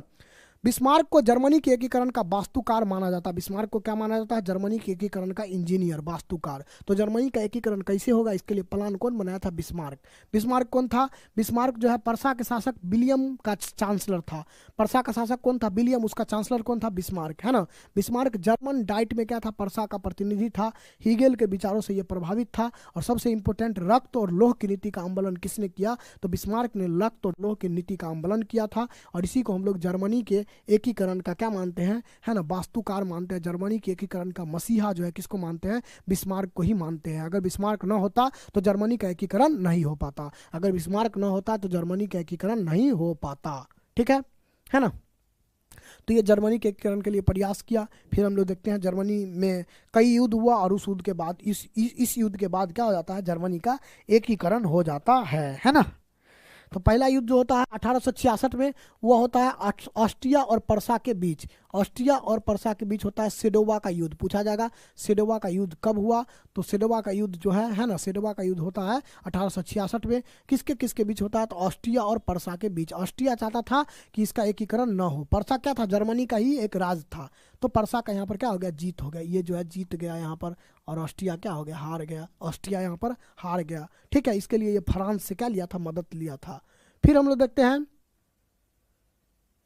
सेडोवा के युद्ध में ऑस्ट्रिया की पराजय हुई और पर्सा से प्रभुत्व क्या हो गया? समाप्त हो गया। पर्सा पर जो कब्जा करके रखा हुआ था ऑस्ट्रिया, वो क्या हो गया? खत्म हो गया सेडोवा के युद्ध में। सेडोवा का युद्ध कब होता है? 1866 में। सेडोवा का युद्ध कब हुआ? इंपोर्टेंट है, 1866 में। किसके किसके बीच हुआ था? फ्रांस और ये ऑस्ट्रिया और पर्सा के बीच। ऑस्ट्रिया जो है एकीकरण नहीं होने देना चाहता था इटली जर्मनी का, तो इसलिए पर्सा जो था, है ना, पर्सा वो जो है युद्ध लड़ा। और इस युद्ध में जीत किसका हो जाता? पर्सा का जीत हो जाता, ऑस्ट्रिया का हार हो जाता है। ठीक। इसके बाद फिर एक युद्ध होगा 1870 में। फ्रांस और पर्सा के बीच युद्ध हुआ। 1870 में फ्रांस के साथ भी यह युद्ध लड़ा, है ना, सेडान का युद्ध। 1870 में क्या होता है? फ्रांस और पर्सा के बीच जो है कौन सा युद्ध होता है? सेडान का युद्ध होता है। कौन सा युद्ध होता है? सेडान का युद्ध होता है। पहले ये ऑस्ट्रिया से लड़ा और फिर ये फ्रांस से भी लड़ गया, है ना। पहले ऑस्ट्रिया से लड़ा, उसमें ये फ्रांस से मदद लिया और फिर ये फ्रांस से भी क्या हो गया? लड़ गया। तो 1866 में ऑस्ट्रिया को हराया और 1870 में किसको हरा दिया? फ्रांस को हरा दिया सेडान के युद्ध में। इसके बाद जो है फ्रांस और पर्सा के बीच 1871 में क्या होता है? फ्रैंकफर्ट की संधि होता है। कौन सा संधि? फ्रैंकफर्ट की संधि होता है। और 1871 में जर्मनी का एकीकरण हो जाता है। 1871 में जर्मनी का एकीकरण हो जाता है। और जर्मनी के एकीकरण के बाद, है ना, विलियम प्रथम जो है यहाँ के क्या बनते हैं? राजा बनते हैं। 1871 में यहाँ के राजा कौन थे? विलियम प्रथम यहाँ के राजा थे। उसी समय जर्मनी का एकीकरण हुआ। ठीक है ना, समझ गए? जर्मनी का एकीकरण कैसे हुआ? तो जर्मनी का एकीकरण, जर्मनी भी 300 से छोटे बड़े राज्य में क्या हुआ था? बटा हुआ था। जर्मनी में धर्म के नाम पर लोग बटे हुए थे, कैथोलिक और प्रोटेस्ट में। ऑस्ट्रिया जो है जर्मनी का एकीकरण नहीं होने देना चाहता था, है ना। जर्मनी का एकीकरण कौन नहीं होने देना चाहता था? ऑस्ट्रिया। इसके लिए जो है कौन आया? जर्मनी का एकीकरण किसने करवाया? तो बिस्मार्क ने करवाया। बिस्मार्क जो है कौन था? तो वो जो था पर्सा के शासक विलियम का चांसलर था। पर्सा के शासक विलियम का क्या था? चांसलर था बिस्मार्क। बिस्मार्क जो है रक्त और लोह की नीति को अपनाया। बिस्मार्क किस नीति को अपनाया? बिस्मार्क रक्त और लोह की नीति को क्या किया? अपनाया और वो जो है क्या करवाया? एकीकरण करवा दिया। किसका? जर्मनी का। जर्मनी के एकीकरण के लिए कौन कौन सा युद्ध हुआ? 2 युद्ध हुआ। एक होता है सेडोवा का युद्ध। ये किससे होता है? सेडोवा का युद्ध होता है ऑस्ट्रिया से। कब? 1866 में, है ना। इसमें जो है पर्सा जीत गया, यानी जर्मनी जीत गया। फिर इसको हराने के बाद जो है, उसके बाद जो है फ्रांस के साथ युद्ध होता है, सेडान का युद्ध। कौन सा युद्ध? सेडान का युद्ध होता है। सेडान का युद्ध होता है फिर से फ्रांस को हराने के लिए 1870 में। और इस युद्ध में भी पर्सा जीत गया। फ्रांस और पर्सा के बीच सेडान का युद्ध हुआ, इसमें भी पर्सा जीत गया, है ना। पर्सा के जीतने के बाद जो है एक फ्रैंकफर्ट की संधि होती है 1870 में 71 में 1871 में क्या होता है, फ्रैंकफर्ट की संधि होती है। और इस संधि के बाद जर्मनी का क्या हो गया, एकीकरण खत्म, जर्मनी का एकीकरण हो गया। ठीक है, इस संधि के बाद जर्मनी का एकीकरण हो गया। ठीक है, समझ गए। तो हम लोग फ्रांस घूम लिए, उसके बाद कहाँ घूम लिए, फ्रांस के बाद हम लोग, है ना, फ्रांस के बाद हम लोग इटली भी चल गए, उसके बाद जर्मनी भी चल गए। ठीक है ना। अब हम लोग कहाँ चलते हैं, अब हम लोग कहाँ चलते हैं, अब चलते हैं हम लोग कहाँ बताइए, यूनान चलते हैं। अब छोटा छोटा देश कुछ और है उसको भी घूम लेते हैं, उसके बाद ये पूरा चैप्टर कंप्लीट। ठीक है ना। चले, तो कुछ छोटा छोटा और भी जगह है उसको हम लोग चलते हैं, वहाँ चलते हैं। अब यहाँ तक में आप लोग को कोई दिक्कत नहीं ना। तो जो मेन बात है वो इसमें है, उसको आपको ध्यान रखना होगा, समझना होगा और पर डे देखना होगा। पर डे आपको पर डे कंप्लीट करना होगा। जो आज हुआ उसको आज ही कंप्लीट कर लेना है ना। जो आज हुआ उसको आज ही क्या कर लेना है, कंप्लीट कर लेना है। ठीक है ना। तो कुछ शुरू में कुछ बड़ा बड़ा चैप्टर है, बाद में फिर छोटा छोटा भी चैप्टर है। तो शुरू में आपको थोड़ा मेहनत भी तो आप लोग ज़्यादा करते हैं ना, फर्स्ट दिन सेकेंड दिन, तो इसीलिए, है ना। फिर बाद में आपका ज़्यादा बड़ा बड़ा चैप्टर नहीं रहेगा, छोटा छोटा ही चैप्टर रहेगा। ठीक है।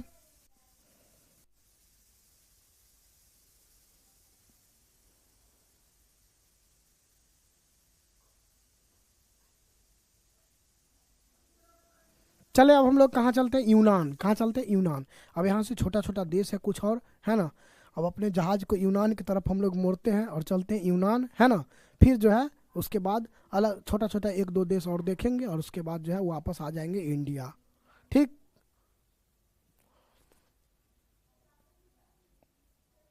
चले, कोई दिक्कत नहीं, समझना है, समझते चलिए चीज़ों को, है ना। और उसको मतलब डेली का डेली आपको क्या करना है, याद करते रहना है, याद करते रहना है ना। मतलब देखना है, एक बार समझने के बाद उसको देखना है, याद करना है, फिर रिवीजन करते रहना है, सब कुछ हो जाएगा।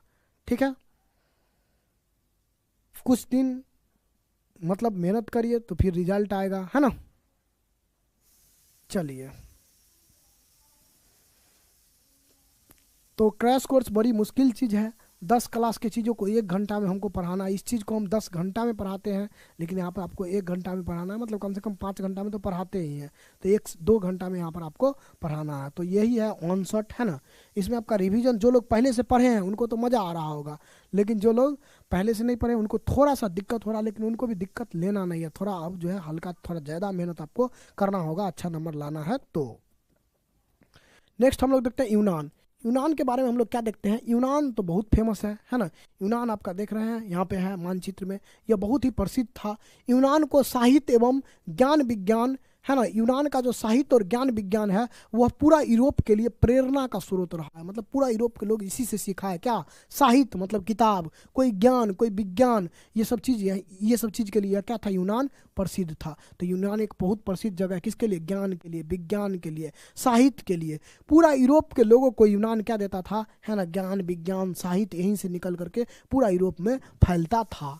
लेकिन यहाँ पर क्या हो गया, यूनान को हम लोग यूरोपीय सभ्यता का पालना भी कहा जाता है। यूनान को क्या कहा जाता है, यूरोपीय सभ्यता का पालना। मतलब यूरोप का जो सभ्यता है उसका पूरा पालना कौन है, यही है यूनान। मतलब उसको संभाल करके कौन रखा हुआ है, यूरोप के सभ्यता को। यूनान जो है यूरोप के सभ्यता को संभाल करके रखा हुआ है। पहले यूरोप बहुत शक्तिशाली हुआ करता था, लेकिन जो है बाद में मतलब वहाँ का जो परंपरा था वह धीरे धीरे खत्म होने लगा, लेकिन यूनान में वो सब चीज़ बचा हुआ था। तो दोनों इम्पोर्टेंट है, याद रखिएगा।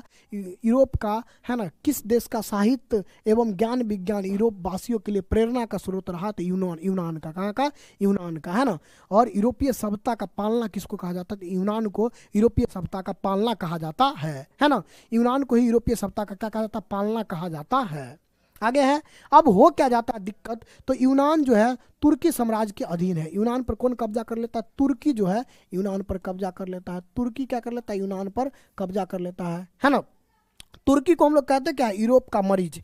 अब देखिए इतना अच्छा ज्ञानी देश पर तुर्की कब्जा कर लेता है, जो क्या है, यूरोप का मरीज है। जो क्या है, यूरोप का, ये पूरा यूरोप का मरीज है। तुर्की क्या है, पूरा यूरोप का मरीज है। और यूनान क्या है, यूरोप का ज्ञान विज्ञान का जो है क्षेत्र है, ज्ञान विज्ञान का जो है क्षेत्र है, साहित्य का जो है क्षेत्र है। और उस पर कब्जा कर लिया कौन, यूरोप का मरीज। कौन कब्जा कर लिया, यूरोप का मरीज, है ना। तो तुर्की जो है यूनान को क्या कर यूनान पर जो है कब्जा कर लेता है। तुर्की जो है क्या कर लेता है, यूनान पर कब्जा कर लेता है। अब तुर्की से आज़ाद कराने के लिए यूनान में लड़ाई चलता है। तुर्की से आज़ाद कराने के लिए यूनान में क्या चलता है, लड़ाई चलता है। उसी को हम लोग को देखना है ना। तो हम लोग देखें यूनान पर कौन कब्जा कर लिया है, तुर्की जो है यूनान पर क्या कर लिया है, कब्जा कर लिया है। यूनान पर जो है तुर्की क्या कर लेता है, कब्जा कर लेता है। बहुत बड़ा, बहुत अच्छा, बहुत मतलब ज्ञानी देश यूनान पर जो है तुर्की कब्जा कर लेता है। अब क्या होता है, यूनानियों ने तुर्की से अलग होने के लिए हितोरिया फिलायक नाम के संस्था का स्थापना ओडेसा नामक स्थान पर किया। अब जो है यूनानी लोग क्या किया, तुर्की से अलग होने के लिए एक संस्था बनाया जिसका नाम क्या था, हितोरिया फिलायक। क्या नाम था, हितोरिया फिलायक। याद रखिएगा, पूछा जा चुका है ना। हितोरिया फिलायक संस्था जो है कहाँ बनाया गया, यूनान में। क्यों बनाया गया, तो तुर्की को तुर्की से आज़ाद होने के लिए, तुर्की से अलग होने के लिए हितोरिया फिलायक नाम का संस्था बनाया गया।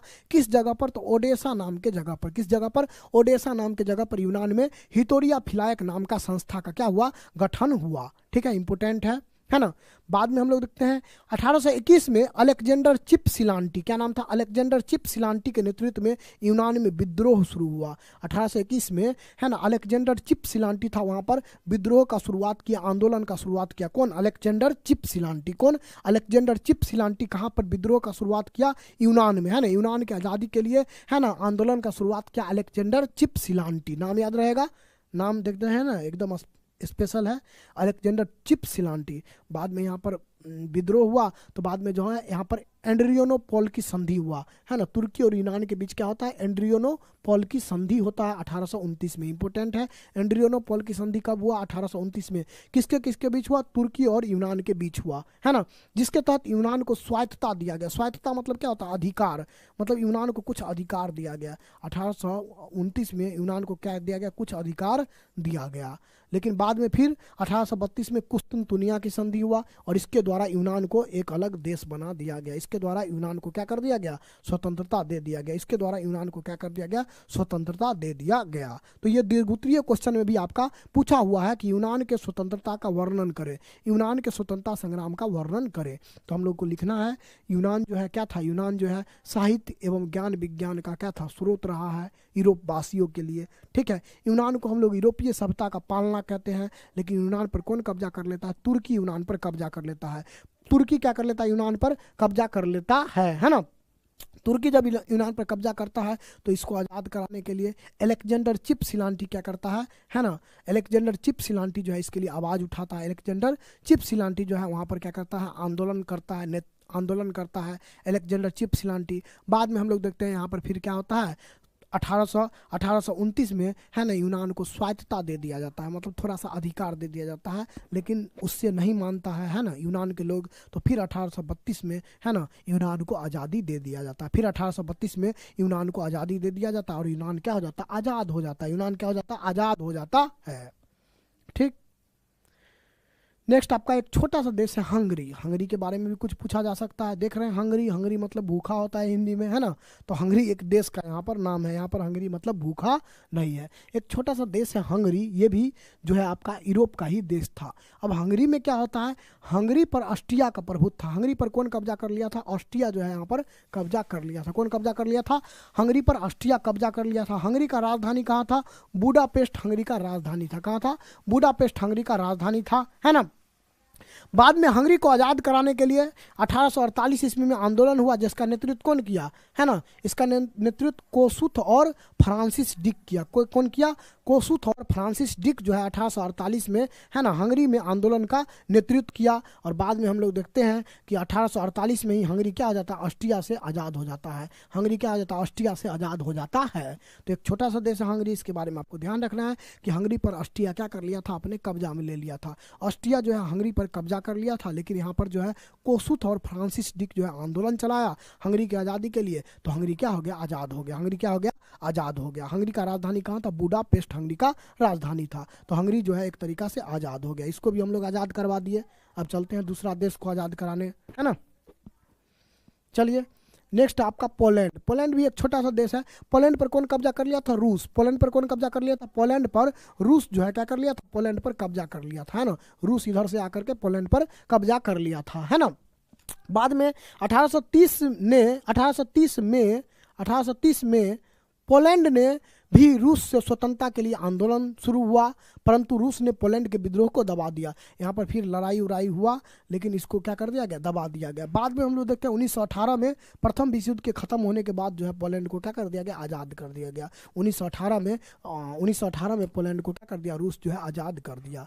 तो पोलैंड पर कौन कब्जा कर दिया था, रूस। और रूस जो है पोलैंड को कब आज़ाद किया, तो 1918 ईस्वी में रूस जो है पोलैंड को क्या कर दिया, आज़ाद कर दिया, है ना। रूस जो है पोलैंड को कब आज़ाद किया, 1918 ईस्वी में रूस जो है पोलैंड को आज़ाद कर दिया, ठीक है। और लास्ट आपका है बोहेमिया। बोहेमिया पर भी कौन कब्जा करके रखा था, ऑस्ट्रिया, है ना। बोहेमिया पर कौन कब्जा करके रखा हुआ था, बोहेमिया पर आपका ऑस्ट्रिया जो है कब्जा करके रखा हुआ था, है ना। बोहेमिया में ज़्यादातर लोग किस प्रजाति के थे, तो चेक प्रजाति के। बोहेमिया में ज़्यादातर लोग किस जाति के थे, चेक जाति के, ये भी आपको ध्यान रखना है ना। ऑस्ट्रिया बोहेमिया को स्वायत्त देने की मांग को स्वीकार कर लिया, परंतु आंदोलन हिंसात्मक होने के कारण इसे कुचल दिया गया। शुरू में कुछ इसको अधिकार देने का बात किया था ऑस्ट्रिया, है ना, लेकिन जो है यहाँ पर आंदोलन हिंसात्मक शुरू हुआ तो फिर उसको भी नहीं दिया, है ना। ऑस्ट्रिया जो है इसको आज़ाद नहीं किया, किसको, बोहेमिया को, ठीक है। तो इसको आप याद रखिएगा, बोहेमिया पर ऑस्ट्रिया का अधीन था। चेक प्रजाति का यहाँ पर क्या था, चेक प्रजाति का यहाँ पर ज़्यादा संख्या था, और इसको जो है मतलब इसको उस समय आज़ादी नहीं दिया गया, ठीक है। तो इस तरीक़ा से आपका जो पूरा है यूरोप हम लोग घूम लिए। पूरा यूरोप में राष्ट्रवाद जो है हम लोग का चैप्टर क्या हो गया, कंप्लीट हो गया। पूरा यूरोप हम लोग घूम लिए। यूरोप में जितने भी देश हैं, जितने भी चीज़ है, उसके बारे में हम लोग जान लिए, है ना, ठीक है। यूरोप में जितने भी चीज़ है, जितने भी देश है, उसके बारे में हम लोग जान लिए, उसके बारे में हम लोग समझ लिए। तो एक बार बताइएगा क्या आप लोग को आज का क्लास कैसा लगा, है ना। हम लोग देखते हैं ये यूरोप में अलग अलग जगह है, सब के बारे में यहाँ पे लिखा है, और सब जगह हम लोग अभी देखे हैं, ठीक है। चलिए, तो बताइएगा एक बार आप सब लोग को आज का क्लास कैसा लगा। हम लोग का इसी तरीक़ा से जो क्लास 2 घंटा का लगभग आपका होगा, है ना। 2 घंटा का आपका लगभग जो है क्या होगा, क्लास होगा, जिसमें हम लोग को सारे चीज़ों को क्या कर लेना है, लगभग रिवाइज कर लेना है। लगभग हम लोग को सारे चीज़ों को क्या कर लेना है, रिवाइज कर लेना है, ठीक है। कोई दिक्कत,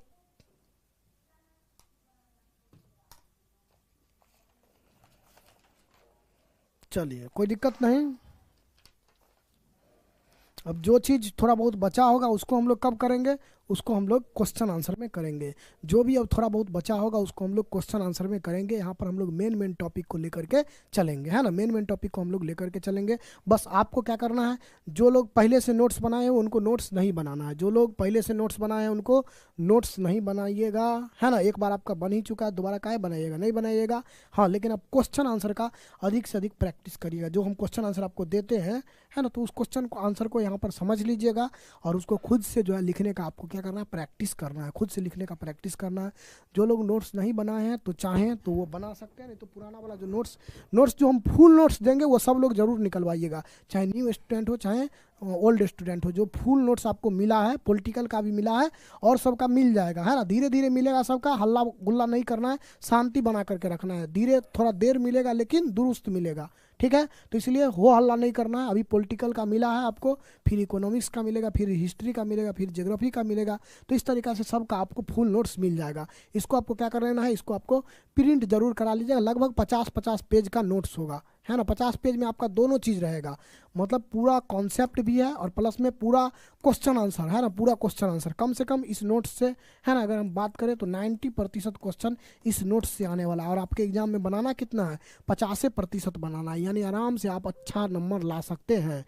इस नोट्स से 90% नंबर एकदम फिक्स रखिए, है ना। और 50% ही आपको बनाना है। कोई भी एग्जाम अगर आप दिए हैं, मंथली एग्जाम दिए हैं या सेंटअप एग्जाम दिए हैं, उसका क्वेश्चन आप मिला लीजिए इस नोट्स से। जो हम नोट्स दिए हैं पॉलिटिकल साइंस का या कोई भी सब्जेक्ट का, उस नोट से आप कोई भी एग्जाम का क्वेश्चन मिला लीजिए। आपका देखिए वहाँ पे क्वेश्चन जो है इतना % आराम से मिलेगा, आराम से आपको इतना % क्वेश्चन वहाँ पे मैच कर रहा होगा हमारे नोट्स से, है ना। पॉलिटिकल साइंस का भी दिए हैं, उससे आप मिला लीजिए कोई साल का क्वेश्चन मैच कर रहा है कि नहीं मैच कर रहा है। तो इतना चीज़ इसमें दिया हुआ है कि हर चीज़ जो है आपका, हर चीज़ का आंसर इस नोट्स में है, ठीक है। तो आपको वो नोट्स प्रिंट करा लेना है और उसको पढ़ते रहना है, नोट्स को पूरा पढ़िएगा, और जो क्वेश्चन इंपॉर्टेंट है उसमें उसमें टिक लगा हुआ है कि ये क्वेश्चन पूछा हुआ ये ज़्यादा इंपॉर्टेंट है, तो उस पर ज़्यादा फोकस कर दीजिएगा, है ना। तो जितना आपको पढ़ना है उतना ही पढ़िएगा। लगेगा किसी को कि नहीं हमको अथी नहीं पढ़ना है, क्या नहीं पढ़ना है, हमको नोट्स नहीं पढ़ना है, हमको क्वेश्चन आंसर पर ज़्यादा फोकस करना है, तो क्वेश्चन आंसर पर ज़्यादा फोकस करिएगा, है ना। लगेगा नहीं हमको पूरा कॉन्सेप्ट ही पढ़ना है, क्वेश्चन आंसर ज़्यादा दिक्कत नहीं है, तो कॉन्सेप्ट पढ़ लीजिएगा। तो जिसको जो चीज़ लगेगा उस हिसाब से अपना वो पढ़िएगा आप लोग, ठीक है, उस नोट्स को, है ना। सब विषय का धीरे धीरे मिलेगा। अभी पॉलिटिकल का मिल चुका है तो उसको आप लोग प्रिंट करा लीजिएगा, बाद बाकी आपको एक एक करके सारा मिलेगा, उसको आप लोग देखते रहिएगा, है ना। और मेन जो फोकस हम लोग को करना है वो आंसर राइटिंग पर, कि कैसे हम लोग को आंसर को लिखना है, वो हम लोग देखेंगे कल के क्लास में। और 2 घंटा का आपका क्लास चलेगा डेली, इस तरीका 1.5 से 2 घंटा का आपका लगभग क्लास चलेगा डेली। और लगभग 2 क्लास में हम लोग हर चैप्टर को कंप्लीट भी करेंगे, तभी तो हम लोग पूरा चैप्टर कंप्लीट कर पाएंगे 60 दिन में, है ना। 60 दिन में हम लोग को पूरा चैप्टर कंप्लीट करना है, तो तभी तो कर पाएंगे। कॉपी में लिख सकते हैं, बिल्कुल लिख सकते हैं, कॉपी में लिख सकते हैं, तो उस तो सोने पर सुहागा है, बहुत ही अच्छा अगर कॉपी में आप लिख रहे हैं तो।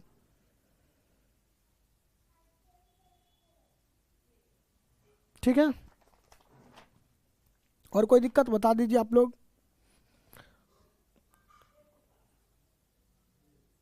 आप बोल रहा है, वो बोल रहा है गाइड खरीदना है, नोट्स मेरा देख ले लीजिए, उसके अलावा उससे मतलब उसको कोई गाइड उड का जरूरी नहीं है, वो काफ़ी है ना। नोट्स काफ़ी है, वहाँ पर एसएसटी में आपको कोनो गाइड फाइड का जरूरी नहीं है ना।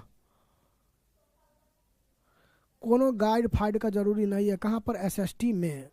ठीक, समझ गए।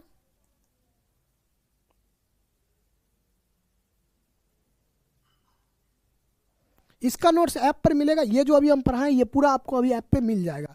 ये जो अभी हम पढ़ाएं इसका पैनल पीडीएफ तुरंत अभी ऐप पर आपको, मतलब तुरंत तो नहीं लेकिन आपको ऐप पर ये मिल जाएगा, है ना। अपलोड कर दिया जाएगा ऐप पर, उसको आप देख सकते हैं। इसको आप मेन पॉइंट इसमें से चाहे और भी मेन मेन चीज़ों को तो लिख सकते हैं।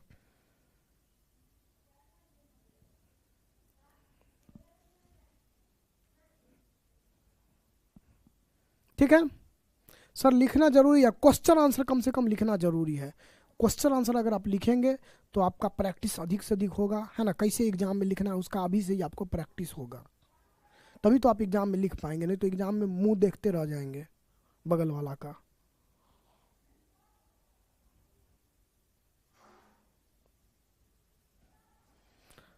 और जो भी लोगों का कंप्लीट नहीं है एसएसटी, आप लोग पढ़ाई भी करिए और अपने आसपास के दोस्तों को भी बता दीजिएगा, चाहे स्कूल के हो, कोचिंग के हो, या कहीं के भी, कि आप एसएसटी का पढ़ाई, चाहे मतलब ऑल सब्जेक्ट का पढ़ाई दिशा ऑनलाइन क्लासेस से आप करिए, है ना।